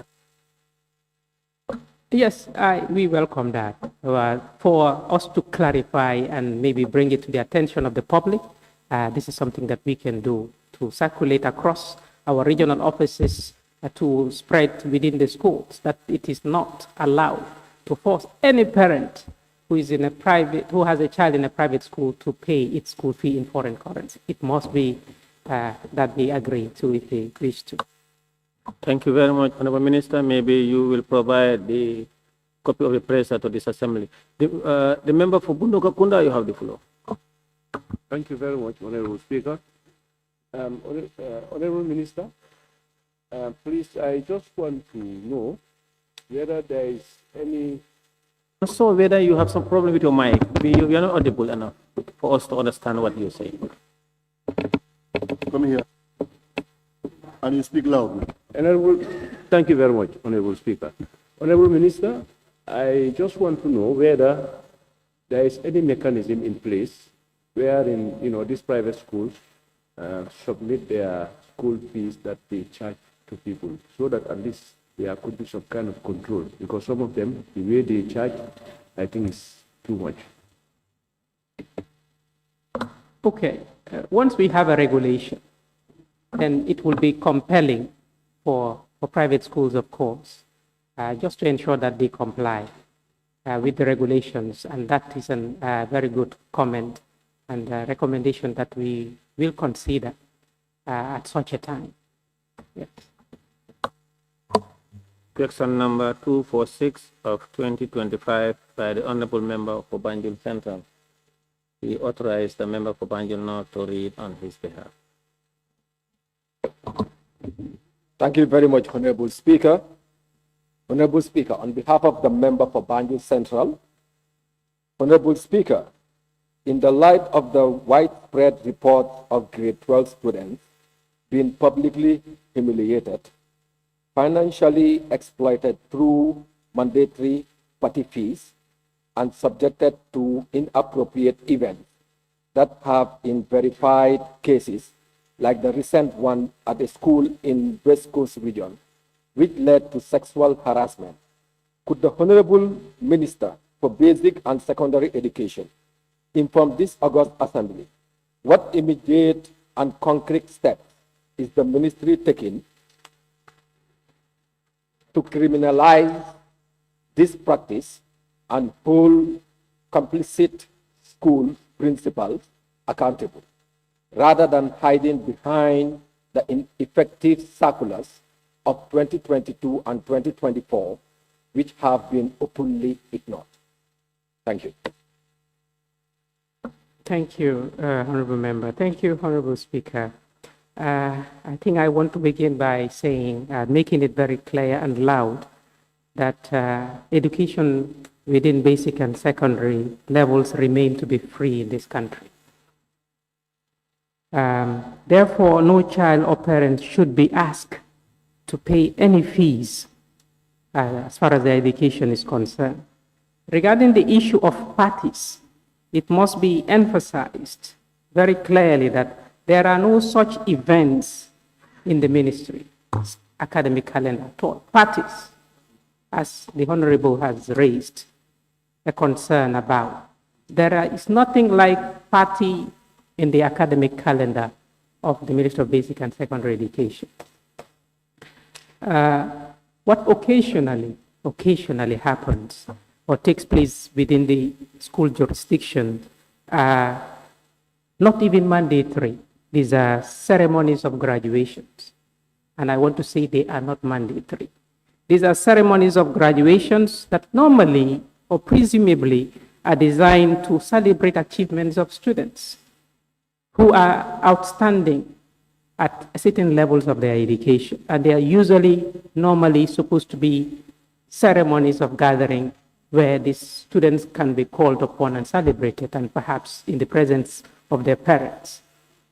So these ceremonies are meant to motivate and encourage our students to recognize hard work and also to motivate others to look up to those. PTAs are structures within the schools. SMCs are one of those structures within the schools. And if those structures choose such events to allow the child, for example, to wear a gown, normally because it's worn one time in a person's lifetime and they are different at various levels, these parents can choose to rent those gowns. And it is through those processes that the parents perhaps may pay fees, but that is also not mandatory as far as our rules and regulations are concerned. Nevertheless, I want to assure this assembly that the ministry takes these concerns with utmost seriousness, and we do not endorse or recognize parties as part of school culture. And we will issue a directive to all regional offices explicitly disassociating ourselves from such unauthorized activities. For sector-organized extracurricular activities that we see happen regularly in this country, the ministry provides refreshment. No child or parent is charged a fee. We take care of all expenditures, and we will continue to provide that support to ensure that our kids are exposed to extracurricular activities.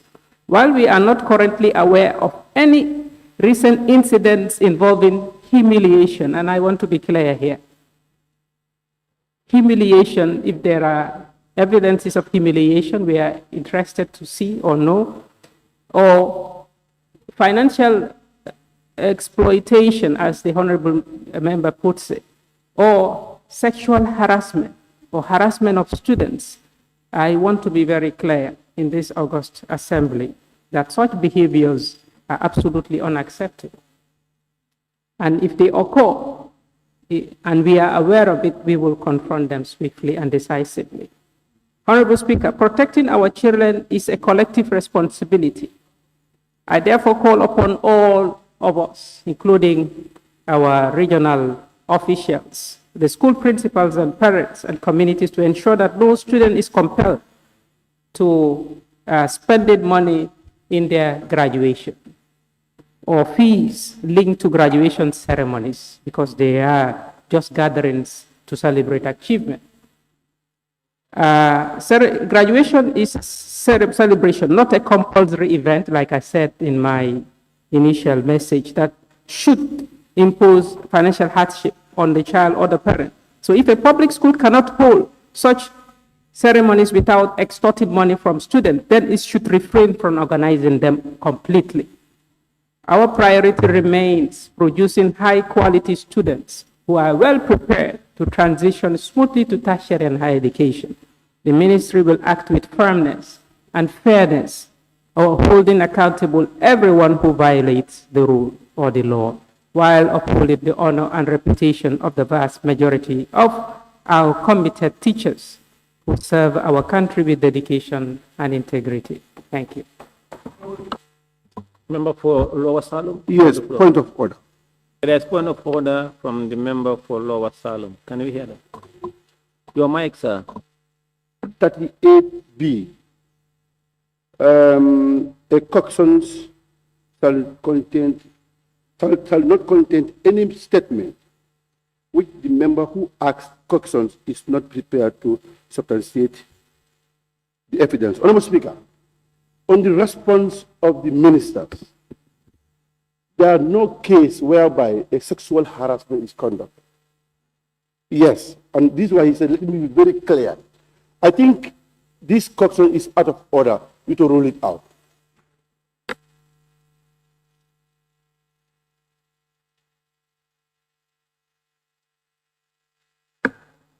Honorable Speaker.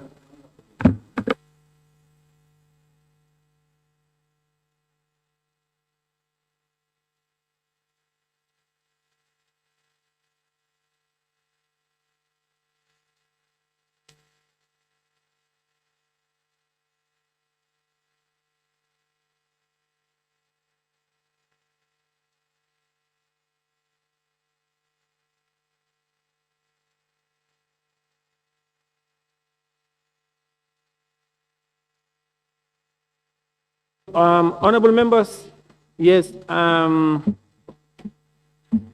we've passed that stage. The speaker admitted the questions and they have been disposed of already. The question have been asked and answered. Yes. Can we hear so therefore. Thank you very much, Speaker. I think we stated this. Wait. Yeah, therefore it is ruled out. Yes, member for Nyamira. Thank you very much, Speaker, for ruling that question out. We stated this here some time back that let the committees where we submit our questions be vetting these questions. Sometimes this is very important. Some questions should not pass that table. Thank you. We need to observe that.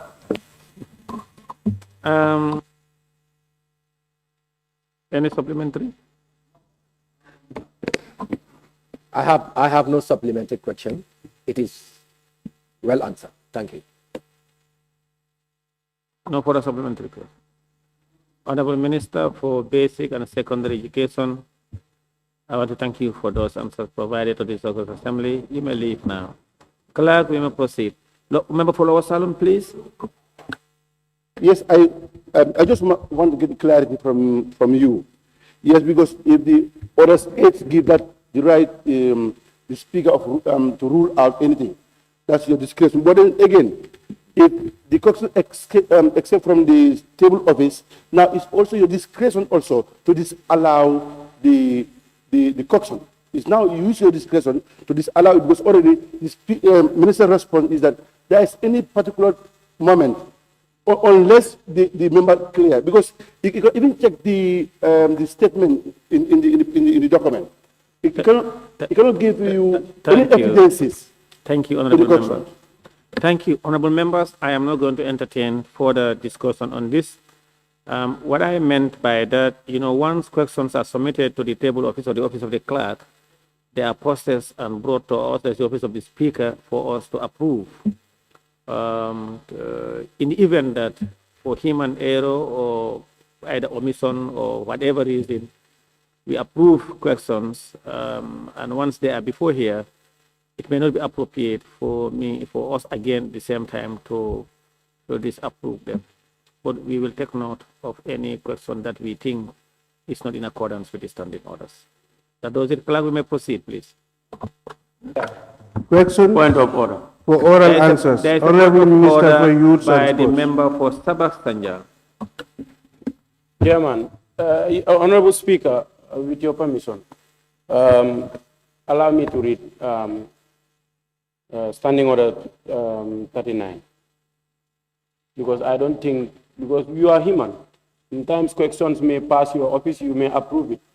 And you come here, realize that there's a mistake. There is no wrong for you to rule that question out. If you look at Speaker's duties, I want to draw your attention to that.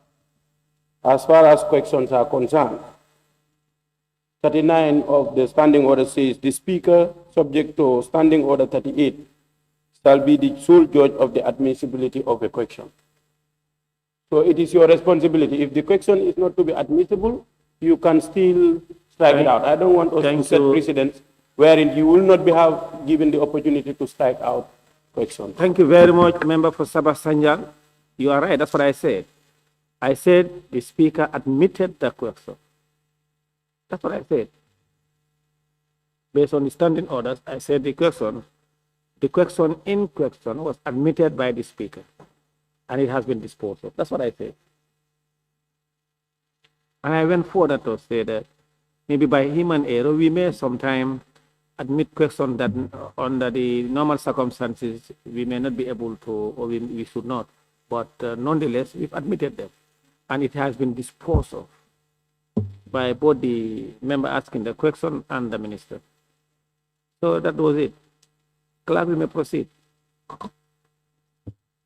Questions for oral answers. Honorable Minister for Youth and Sports. Honorable Minister for Youth and Sport, please, you may proceed to the podium. Honorable members, questions for which you notices were given to the Honorable Minister for Youth and Sports by honorable members for oral reply. Question number 268 of 2025 by the Honorable Member for Fonyi Bintan. We have asked the member for Kiang Central to read on his behalf.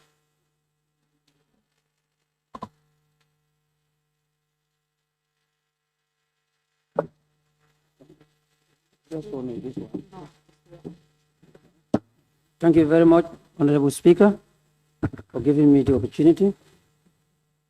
Honorable Minister. Okay. Honorable Speaker, could the Honorable Minister for Youth and Sports tell this August Assembly, no, sorry, it's not this case.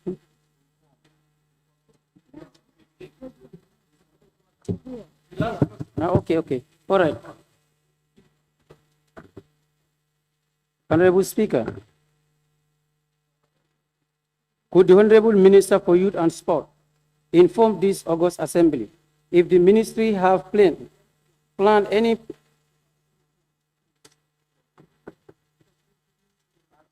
plan to build a mini stadium in Fonyi Bintang, Karanai, considering that the land is already allocated for Second.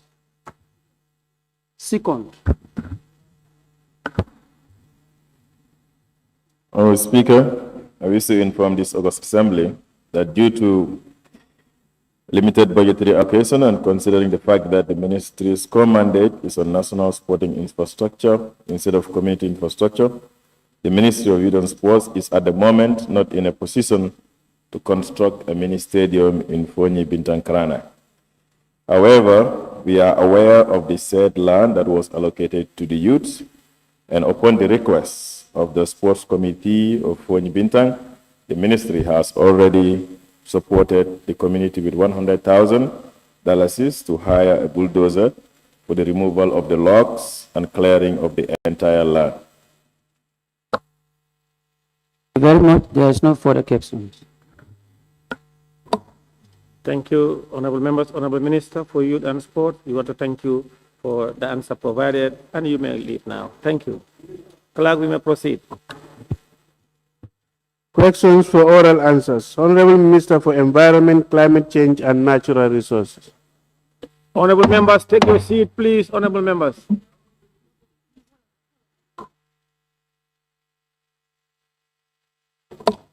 Honorable Minister for Environment, Climate Change and Natural Resources, you may take the podium. Honorable members, questions for which you notices were given to the Honorable Minister for Environment, Climate Change and Natural Resources by Honorable members for oral reply. Question number 232 of 2025 by the Honorable Member for Serekunda. He's out? Well? Oh, well, according to him, Honorable Speaker, according to him, he has. Well, honorable members, under the circumstances, I may allow the minister to leave.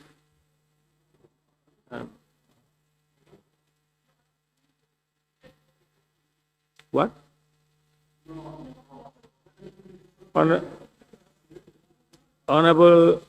Honorable members, the honorable member for Serekunda is not seated on his seat. So on that basis, I will now allow the honorable minister for Environment and Climate Change to leave. Honorable Minister, you may leave. No, honorable members, no, he was out, and I've already asked the minister to leave. No. Yes, can I hear from you? Can I hear from you? I say this question is a concern for the community that raised you. So if you want, you can suppress it. I will agree totally. Honorable member, you cannot say that. I was expecting you to be honorable enough and say you were out. You cannot say that. Can you withdraw? Can you withdraw that statement? Yes, I withdraw. Thank you.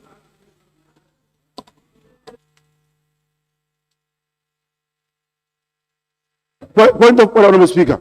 It's a point of order by the member for Lower Salem. Honorable Speaker, orders 8. Speaker's ruling.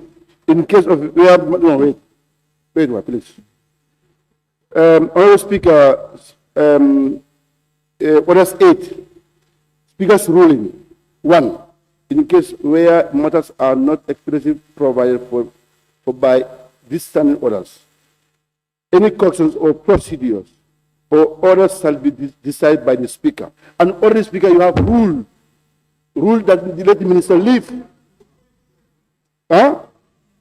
No, already, because, and again, is because, Honorable Speaker,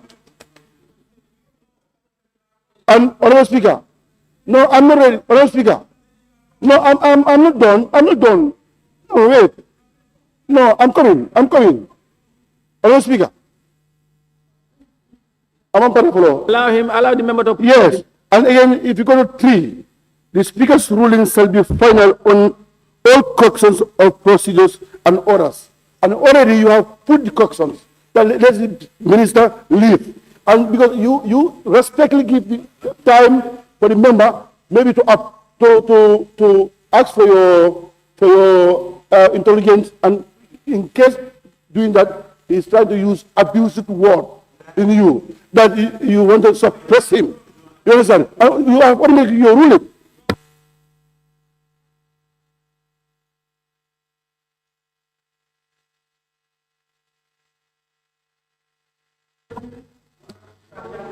Order, honorable members. Order. Order, honorable members, order. You know, honorable members, I like the fact that the member for Laos Salem raised a very pertinent point of order 8 when you look at it. And of course, the Speaker's rulings are all final. Speaker also have discretion. And in the process, I wanted to allow the member to tell us why he wasn't seated on his seat. And as the honorable member for Lower Salem indicated, he went further to bash me. And, you know, which is inappropriate. Maybe for the public to know that the Speaker is suppressing him while he was out. He was not seated to discharge his duties as member of Serekunda. But in the circumstances, the minister is still here, and the minister came from cabinet. They are on emergency cabinet. I will, on the circumstances, be considerate the fact that the minister is up to here for her only to go without dispensing her answer may not also be fair to her while the fault is with the member for Serekunda. So now I allow the member for Serekunda to ask his question. Yes, no, thank you very much, member, Honorable Speaker. he apologized. I think he withdrew. Honorable Speaker, I apologize if I have offended you, but knowing the fact that both you and I were raised in Serekunda. Thank you very much. But I mean no harm. Thank you very much.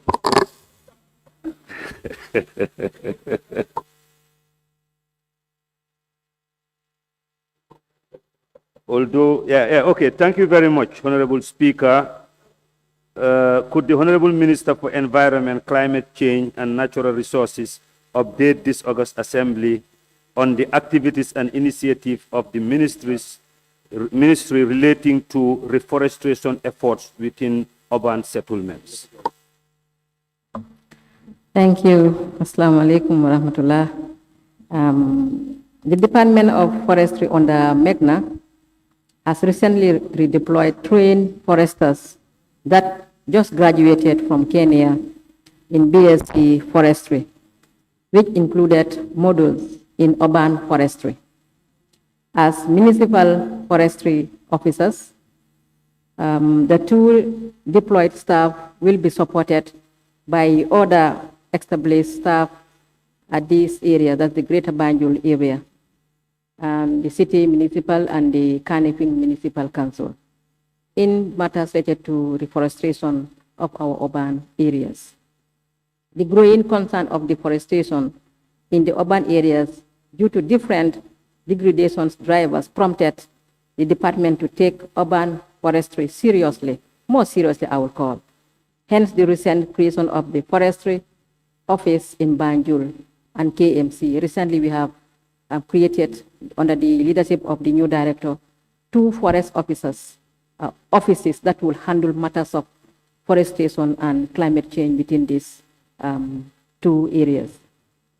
The redeployed staff and team will work closely with the councils to develop work plans for urban greening, just like the regional forestry officers deployed to other regions work with their respective local government authorities.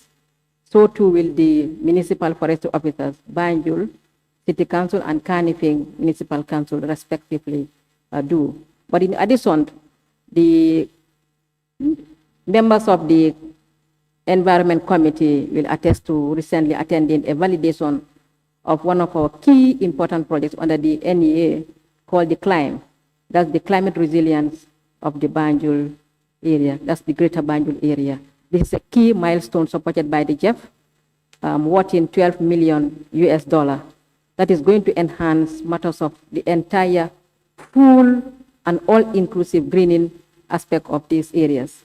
So I think this is a very good achievement of the government, and as a matter of concern of the government itself, this is a very, very, very big achievement, but also an important milestone to address the question raised by the Honorable Minister. Thank you. Yeah, thank you very much. It's a laudable initiative, and in this drive, is your ministry ready to collaborate with community-based organizations to realize the objectives of the reforestation? Thank you. Just to retract back, instead of National Assembly, I was saying the minister. Yes, for sure. Mentioning our intention and, of course, continuous preparedness and readiness to work with the councils manifests that no one is going to be left behind, because the councils represent the people, and through the council, we will definitely work with the communities concerned. Thank you.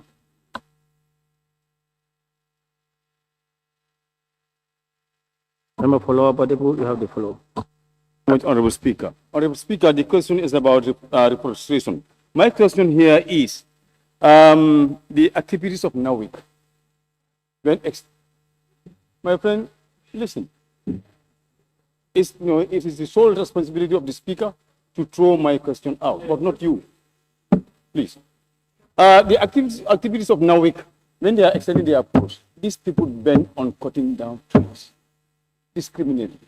What would be your take on that? Because me, I am an environmentalist. I want that to be stopped. Thank you.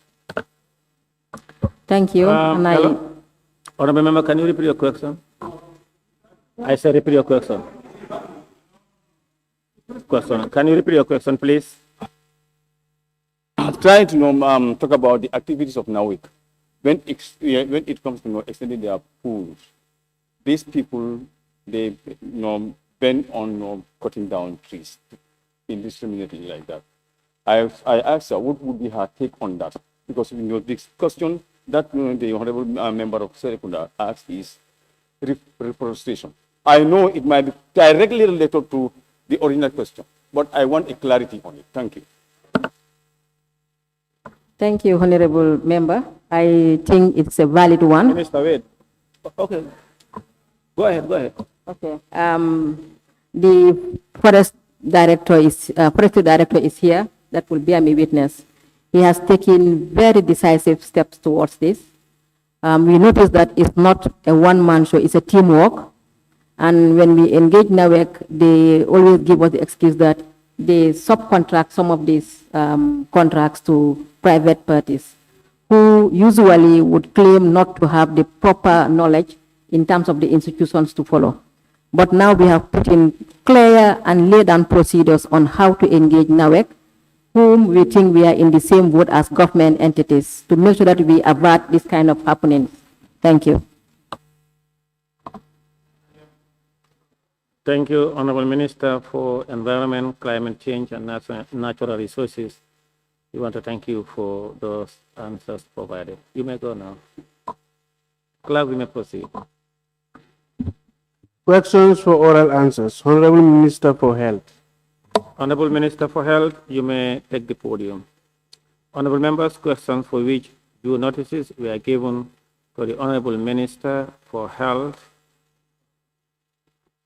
by honorable members for oral reply.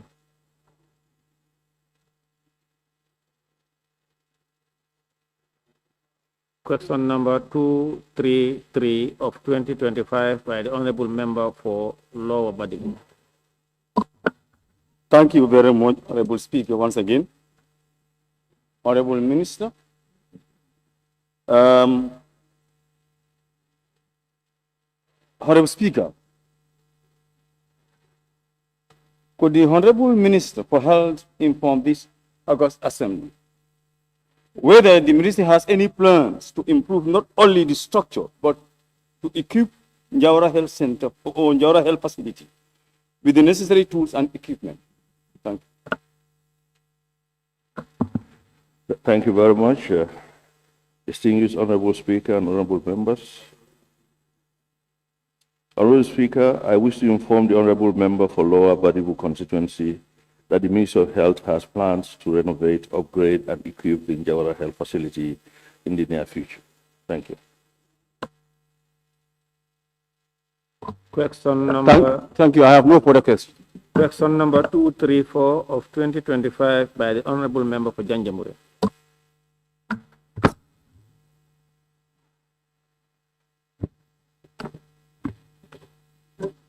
Honorable Speaker, in the recent FPAC report of 2020 adopted by plenary in July 2025, reference 3.3.32 indicates that during an inspection, inventory of expired medications declared from the medical drug stores registered and tally cards.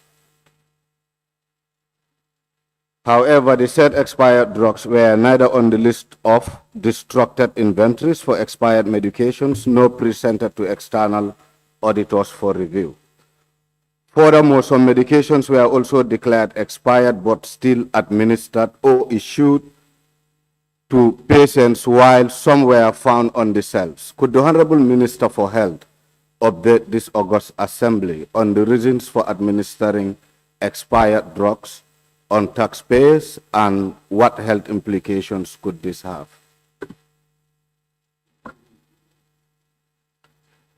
Honorable Speaker, I wish to inform the Honorable Member for Janjambure constituency that the Ministry of Health has taken note of the report with great concern and has since then instituted measures to make sure that such occurrences do not happen again. Pharmaceuticals for the public health supply chain under the management of the Central Medical Stores, CMS, and are stored according to the National Standard Operating Procedures and Job 8's Manual for Management of Health Commodities. This manual provides a standardized guidance for management of pharmaceuticals in the public health sector, including their appropriate storage and safe disposal. According to the manual, health commodities should be stored according to first expiry, first out, meaning that those items that will expire earlier will be issued or dispensed first. Additionally, expiry dates are continually monitored, and the items that are 3 months to expiration are removed from the shelves and cease to be issued if at CMS and regional medical stores, and the RMS notified if at the health facilities. Furthermore, expired items are inventoried, separated from the usable stock, clearly marked and labeled, and placed in the designated area whilst they await disposal. Expired drugs are collected from health facilities to the regional medical stores and sent to central medical stores, CMS, using a transfer or returns form for disposal. At the CMS, the disposal exercise is conducted according to the MCA guideline for safe disposal of medicines and related products. In collaboration with the Medicines Control Agency, MCA, and the National Environmental Agency, NEA. Inventories of all disposed items are retained by the CMS and are available for verification upon request. Expired pharmaceuticals are to be neither issued nor dispensed to patients for consumption. Thank you very much.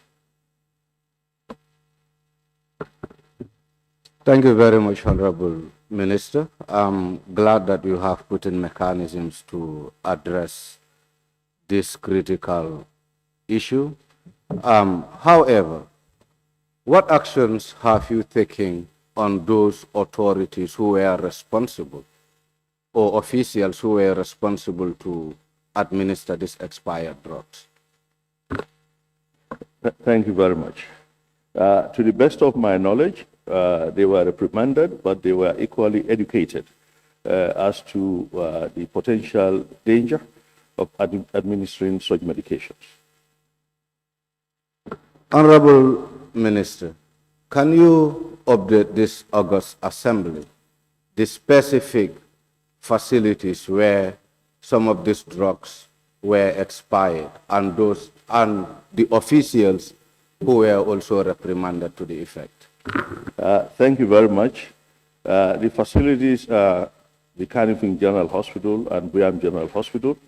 Unfortunately, I don't have the names of the officials, but I can further pursue that issue to get the actual names.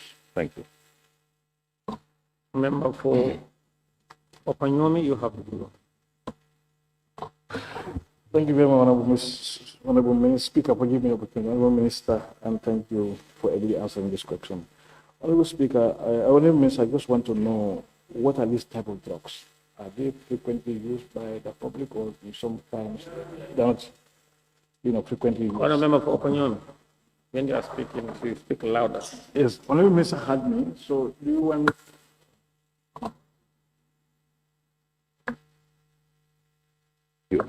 Typically, for the information I got, Honorable Speaker, yeah. Before the Honorable, we are not hearing what the Honorable Member is asking. Honorable Speaker, what I was asking the Honorable Minister, what are these type of drugs? Are they type of drugs that are frequently used by the patient or not frequently used in the Gambia, something like that? Thank you very much. To the best of the information I got, they were not huge quantities. They were just some items that were found to have overgone their shelf life, and they were on the shelf. And from the information I got, when the auditors interacted with some of the staff, were you using this? They said yes, they were using it. That is the genesis. But it's not a widespread phenomenon, actually. So there would have been isolated cases of these items found. But the Honorable Member also for Janjambure did ask the potential implications. My apologies, that skipped our answers. Our answers skipped that. Typically,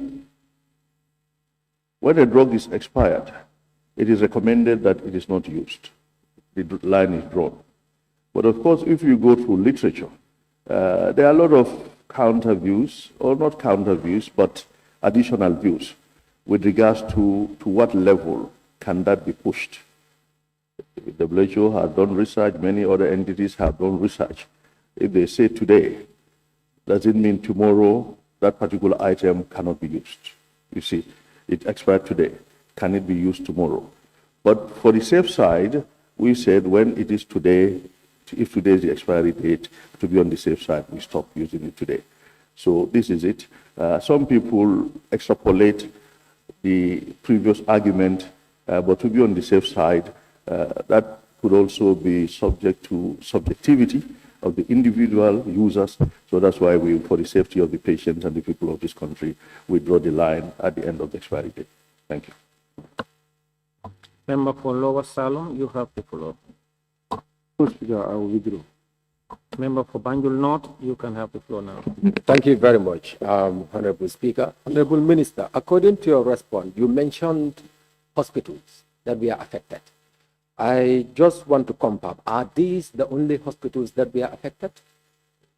You mentioned the hospitals that we are affected in terms of the expiring medications. Are the hospitals that you mentioned, were they the only hospitals that we are affected? To the best of my knowledge, yes. Question number 235 of 2025 by the Honorable Member for Talinding Kunja. He authorized the member for Banjul North to read on his behalf. Thank you very much, Honorable Speaker. Honorable Speaker, on behalf of the member from Talinding Kunjang, Honorable Speaker, sometime last year, at least 4 senior officials of Edward Francis Small Teaching Hospital were sent on administrative leave following the audit findings of financial misappropriation. Could the Honorable Minister for Health update this August Assembly on the full extent of the investigation and what efforts have the Ministry done to bring the conflict to book? Thank you very much. Honorable Speaker, I wish to inform the Honorable Member for Talinding constituency that the Ministry of Health, through the Management Board of Edward Francis Small Teaching Hospital, has sent the officials mentioned in the report on administrative leave pending the outcomes of the police investigation. We are still waiting for the investigation report, and necessary actions will be taken once the report is received. Thank you. Thank you very much, Honorable Minister, for that response. But we're talking about an issue that happened since last year, and we are almost at the 3rd quarter of this year. So what is still pending as far as the investigation is concerned? Thank you very much. Unfortunately, I wouldn't be able to say what is pending. That's in the domain of the police. And the police, what they do, what they ask for, what prompts them to ask that, and subsequent leading areas, I might not be privy to that. Typically, we wait for their reports and the recommendations. Thank you. I am still very concerned about the investigation period, that is the duration. So is there any possibility that your office can engage the investigation unit of the police to see how best they can expedite the process of this investigation? Thank you very much. We will explore the possibility, but sometimes with investigations, you don't want to interfere. Sometimes it is like exerting undue pressure. That might not even be welcomed by the police themselves, that the ministry and the hospital is interfering. But we will find out what level they are at. Thank you. Member for Same, you have the floor. Thank you very much, Honorable Speaker. How many of these staffs were sent on administrative leave? 4 of them, to the best of my knowledge. 4. Question number 236 of 2025 by the Honorable Member for Banjul North. Thank you very much once again, Honorable Speaker, this time around on my behalf. Honorable Speaker, could the Honorable Minister for Health inform this August Assembly of the latest development regarding the government's renovation efforts at the following health centers: Chairman Health Center, Brikama District Hospital, Podekunda Health Center, the Yorubal Health Center, and confirm if approval has been granted by the African Development Bank?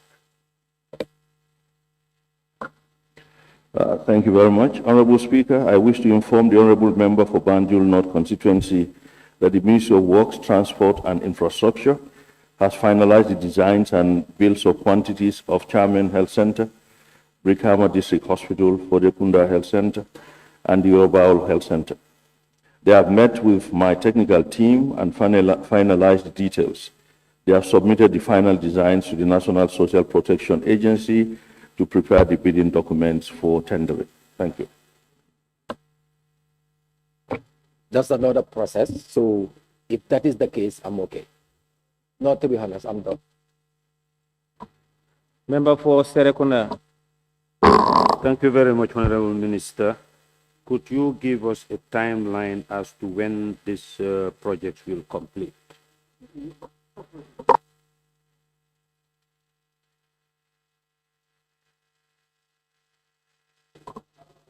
No, is that... Yes, a member for Lower Salum. Yes, he's asking for the completion of the project. In fact, there was even a process of tendering.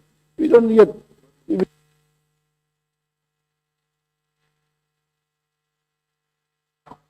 I agree that question is not appropriate at this time. Thank you. Question number 237 of 2025 by the Honorable Member for Banjul Central.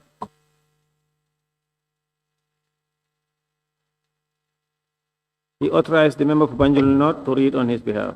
Thank you very much, Honorable Speaker. Once again, on behalf of the member for Banjul Central, Honorable Speaker, the WHO's 2024 report confirmed that 30% of Gambian health facilities open late daily, including 52% of rural clinic, and given the preventable death of a laboring mother at Bansang Hospital in May 2025 due to negligence.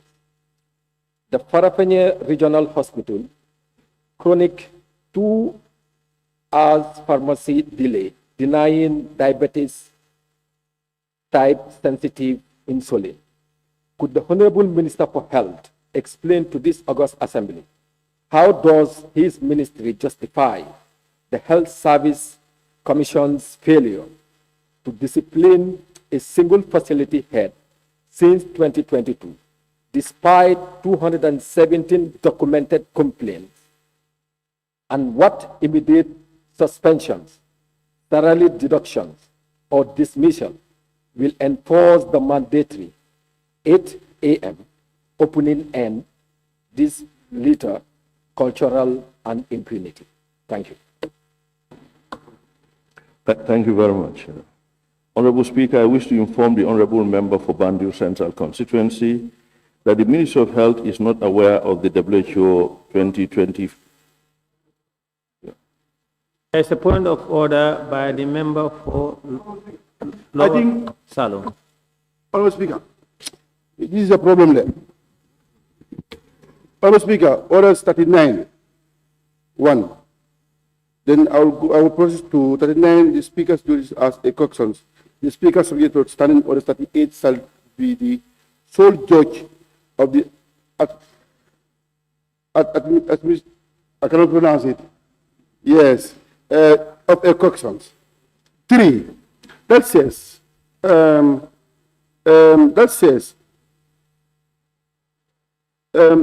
if the Speaker is of opinion that the coxswains which a member proposed to act infringement or provisions of standing orders, if is anyway is abuse the right of coxswaining, B or C may directed. Honorable Speaker, you see the member, I just underline this.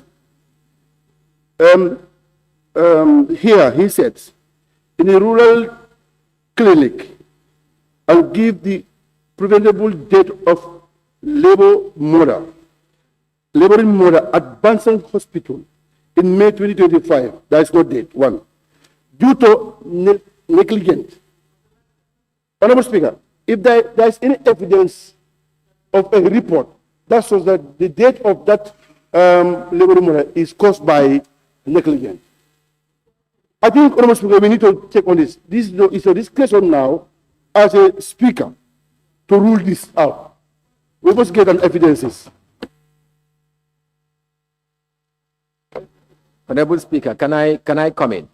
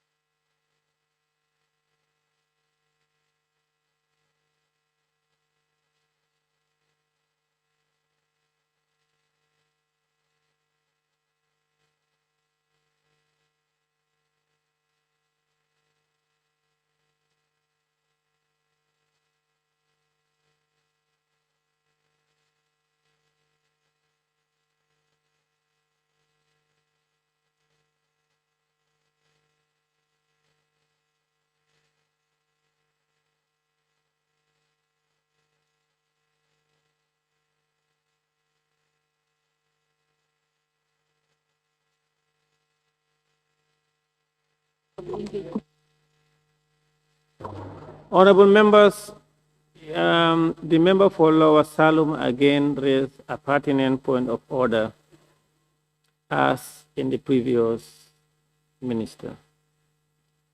As I said earlier on, the speaker admit questions based on the standing orders, and in this instance, it was also admitted by the speaker.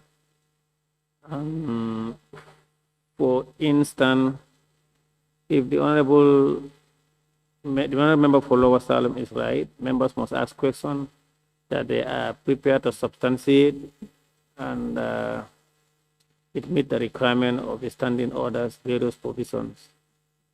Of course, there is issue of labor negligence that the member for Lower Salem raised, and probably there is also a question of hospitals open late and close early, something like that. And I'm not sure if health facilities in the Gambia, they even close. I'm not sure. So now the question of substantiation comes into play. But the question has been administered by the speaker, and therefore we will proceed and allow the minister to provide an answer. Speaker, point of order. Speaker, point of order. There is a point of order by the member for Sabah Sanjal, and I hope it's not on the ruling I made. Thank you. Can we hear your point of order? Honorable Speaker, I'm rising on order 38.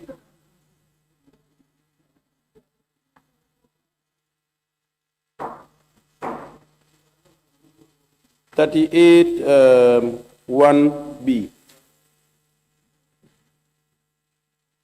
A question shall not contain any statement which the member who asked the question is not prepared to substantiate. Can the member substantiate that whether the death mentioned in this question was because of negligence? Can he substantiate that? 2, he made mention of Health Service Commission. Do we have any Health Service Commission in this country? These are things that he cannot substantiate. So I therefore submit that the question should be ruled out. Thank you.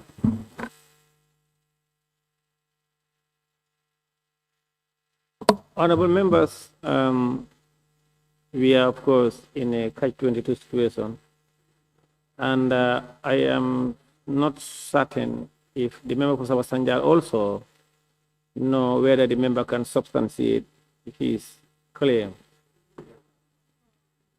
No, it is asked by the Banjul Central. So, honorable members, as I said earlier on, it has passed the stage in which the honorable speaker should administer or not. Now, what we will do is we will look at the standing orders. I am sure, even it's not clearly stated, but even at this instance, I will look at the standing orders and also order customs and precedents where I can rely on to take into account of this situation, because I think we are confronted with this situation either for the first time or in a different fashion this time around. The Honorable Member for Sabah Sanjal, can I hear you, please? Thank you very much, Honorable Speaker, for giving me this opportunity. Honorable Speaker, I hear some members insinuating that the admissibility of question is only when it is in your office. We've been ruling here, Standing Order 38J, which always states that a question that is fully answered shall not be answered on the same session again. And that has already passed admissibility stages. And you've been ruling on that. So I submit that this question still is within your remit for you to allow it to be admissible here or not. Admissibility does not only mean that if it is within your remit in your office as the speaker. No. If you realize this, that this question that is asked is really not admissible here at the floor of the House, it is still, I submit that it is still under your discretion to rule that question out. Thank you. You know, you are talking about two distinct things, two different things. Let me differentiate them and dissect on those. One, questions are submitted through the normal process to our office to look at it and administer or otherwise. And those questions are written. In the event that we administer them, we administer and accept them, they will be communicated to various ministers and we come here for members to ask those questions.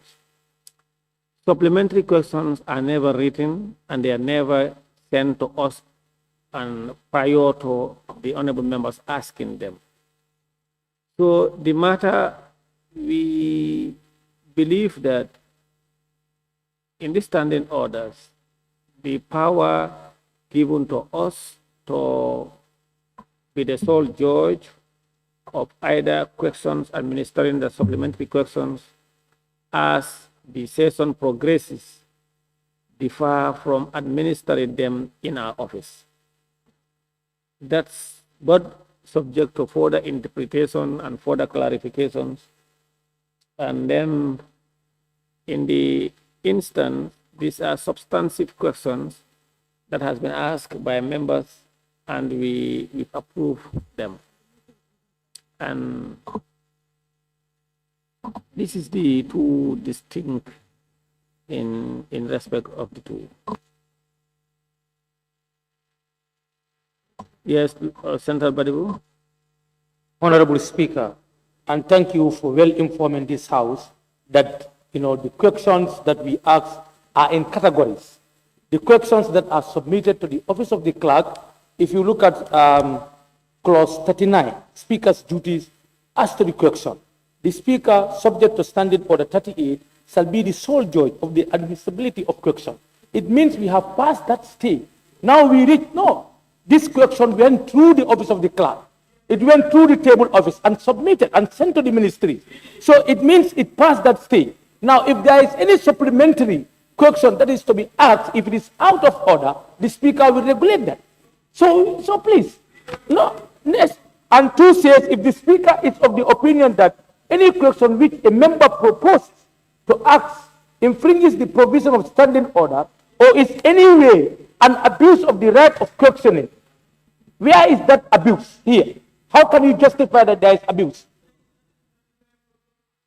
No, you cannot justify that.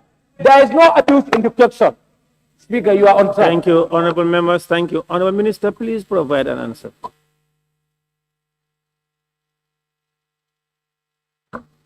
Thank you very much. Honorable Speaker, I wish to inform the honorable member for Banjul Central Constituency that the Minister of Health is not aware of the WHO 2024 report with such data. The WHO country office was consulted for this report, but the office is not aware of the report as well. The Minister of Health would be grateful if the honorable member for Banjul Central could assist in furnishing us with the report for necessary action. Honorable Speaker, I wish to inform the honorable member that from maternal mortality audit conducted at Bansang Hospital, there was no established case of maternal mortality in May 2025 as a result of negligence. Yes, in Bansang. It is worth noting that our health facilities operate 24 hours on daily basis, and upon consultation with the management of Farafenye Hospital, this information was surprising to them. Nonetheless, we take note of your concern with seriousness, and if any negligence is established, we'll deal with it accordingly. Thank you very much. Honorable Speaker, I have no supplementary on behalf of the member for Banjul Central.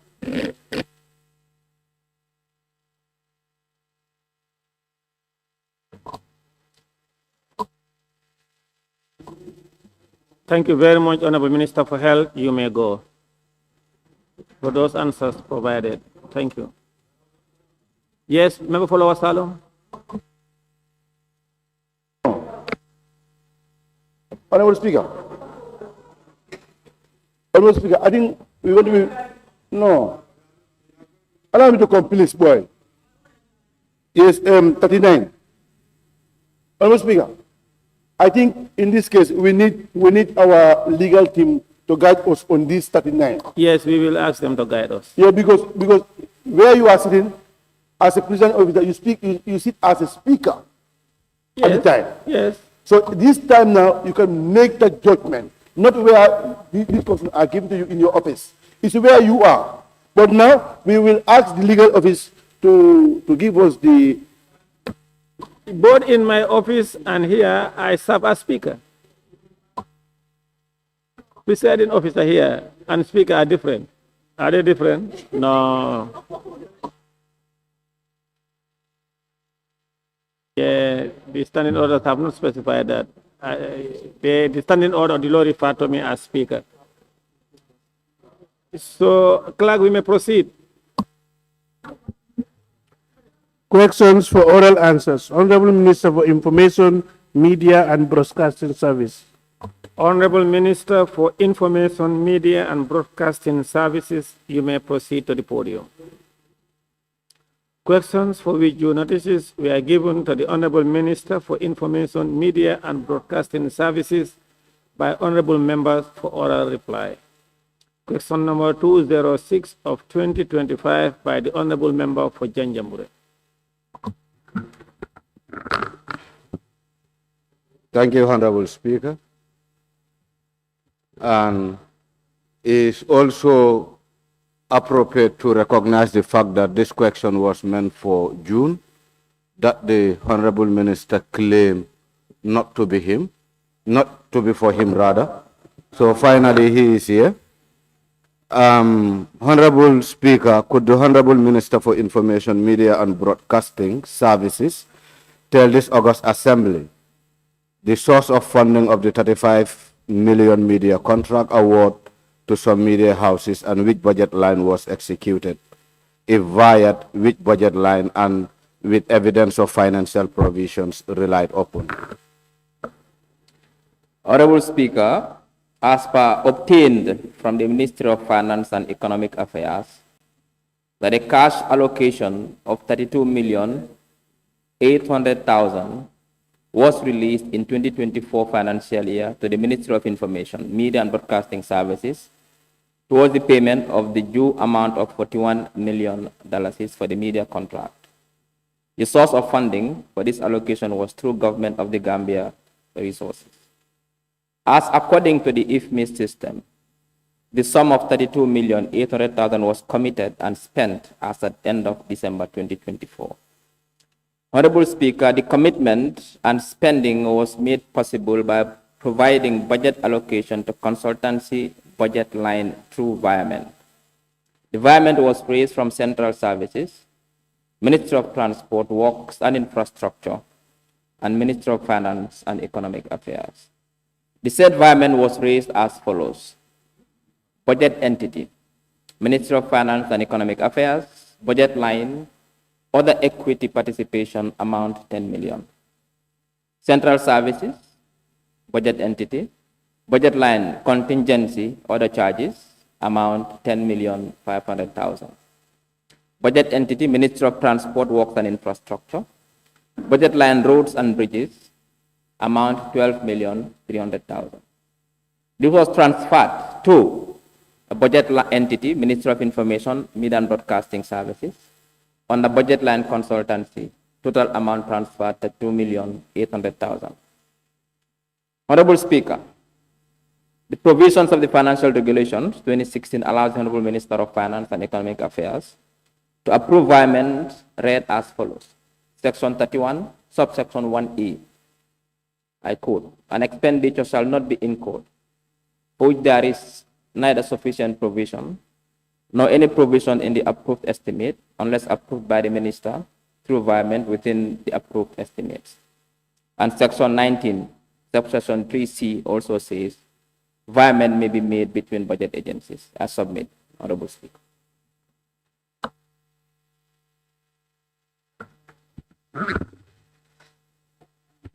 Thank you very much. Honorable Minister, on your response. And you reference on section 19(3)(c) of the financial regulations of 2016. What is your take on subsection B of section 19 of the financial regulation 2016?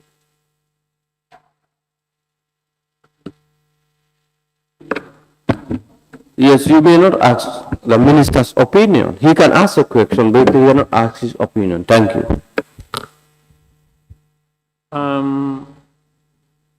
Honorable member, can you please repeat your question again?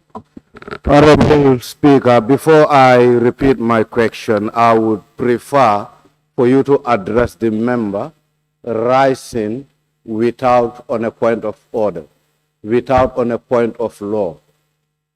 I think there should be decorum in this house. We shouldn't be better than one another. It's annoying. And no, before I come up, I'll want him to address that first. On a point of order. Honorable member, can you please repeat your question? Honorable Minister, you have taken reference from section 19, subsection 3, or subsection C of the financial regulations of the 2016. My question is, why is it that your ministry failed to apply subsection 3 of the financial regulations of the 2016?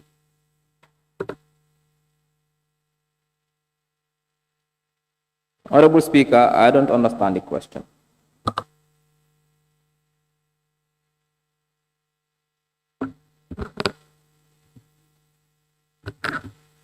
Honorable Speaker, yes, what I said is very clear, Honorable Minister. You took a reference of section 19, subsection C of the Financial Regulations Act of 2016. My question is, why do you fail to why do your ministry fail to apply subsection 3 of the Financial Regulations Act in violating? I told you, you are not the speaker. Calm down and drink water. No, this is not right. Honorable Speaker, can the honorable member read that section for me, please? Thank you very much. Subsection 3 of the Financial Regulations Act, I read, violation may be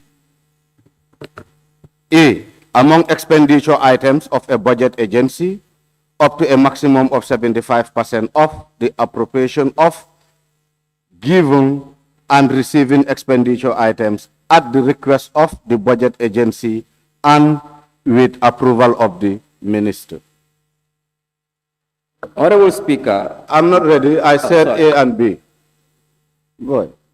Please, boy. B said, among budget agencies on the same supervising department at the request of the supervising department, amount being violated does not exceed 50% of the total appropriation of the given or receiving expenditure items of each budget agency. Honorable Speaker, the media contract was contracted after the budget was passed, and it was not in the ministry's budget. Because it was outside of the ministry's budget, environment was done by the Ministry of Finance and not within the ministry, because it was not part of our budget. Honorable Minister, how can you execute an expenditure that is out of your ministry's budget and also without confining yourself as per subsection 3 of the financial regulations? Because looking at your overall budget, your annual budget is about 40 to 41 million. looking at your expenditure is 35 million. And these provisions are telling you it shouldn't exceed 75%. Well, I cannot answer that question, unfortunately. Member for Central Badibu, you have the floor. Thank you, Honorable Speaker. Honorable Minister,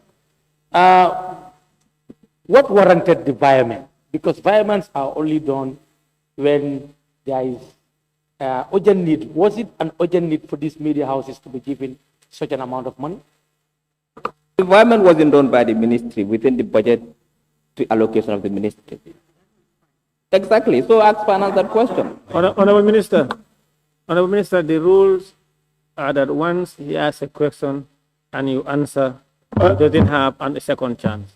Honorable Speaker, my question is not answered. No. Honorable Speaker, point of order, in fact. The member for Bakau, you have the floor. Huh? Point of order, Honorable Speaker. Point of order by Lower Salon. Yes, I think, Honorable Speaker, orders 43.4, a supplementary question shall not be in order if it introduces matter not included in the original questions and answer provided. Honorable Speaker, if we check the questions properly, Honorable Speaker, could the Minister of Information, Media and Broadcasting Services tell this August Assembly the source of funding which is provided, the 35 million, the contract award, some of media houses which provided budget line was executed, and via which budget line in evidence of financial provisions related. And the minister has given a correct answer to that. So then the supplementary the member is giving is out of order, Honorable Speaker.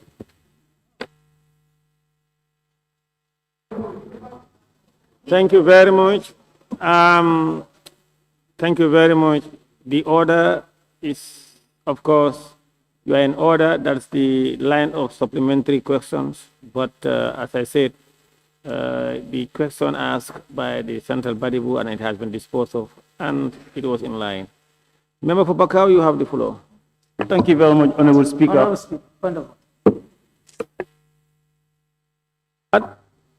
Why your mic is on? Member for Bakau, please proceed. Thank you very much, Honorable Speaker. Honorable Minister, in the parent question, the said amount is being awarded contract to some media houses. What were the criteria used to identify these media houses? No, that's out of order. You remember last session I ruled that criteria, remember, some time ago? I don't know who asked that one was Central Badibu and you wanted to go around that criteria. I said, no, it was yourself, I think. And the Central Badibu wanted to go around. I said, no, you cannot use criteria. You are out of order.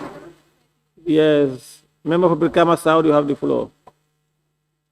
You have declined. Point of order. There's a point of order by the member for Central Badibu. No, my point, I'm going to teach him. No, please. Allow me to teach him.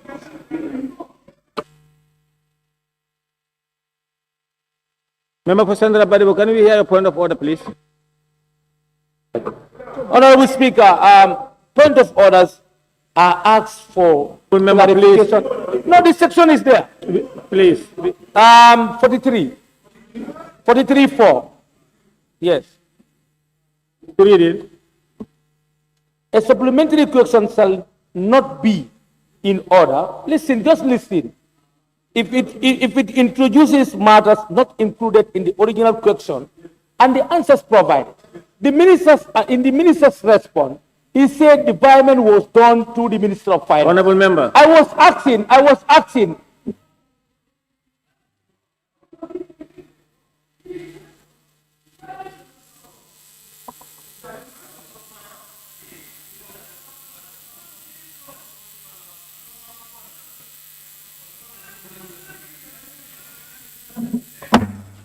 Honorable members for Central Badibu, you rose to a point of order.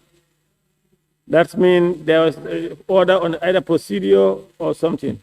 You cannot just make a point of order and start defending yourself. That's out of order. No, you cannot do that. How can you rise to a point of order in defense of yourself? No, you are out of order. That is not correct. Even listening. Because you don't rule against his question. You don't rule against it. You are out of order, member for Opinion. Question number 287 of 2025 by the Honorable Member for Basse. He have authorized the member for Sabah Sanjal to read on his behalf.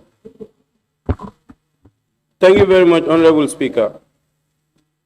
Honorable Speaker, does the Honorable Minister for Information, Media and Broadcasting Services have any plan or consider providing an official operation vehicle for Basse GRTS radio station to facilitate their movement in their coverage as the only second station apart from the main station in Mile 2? Thank you.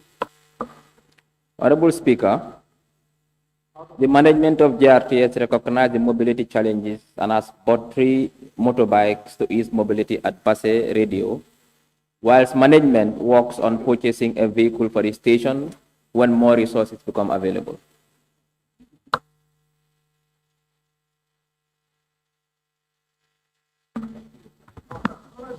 Yeah, thank you very much, Honorable Minister. Do you have plans to include it in the upcoming budget session so as to cover also North Bank and other places?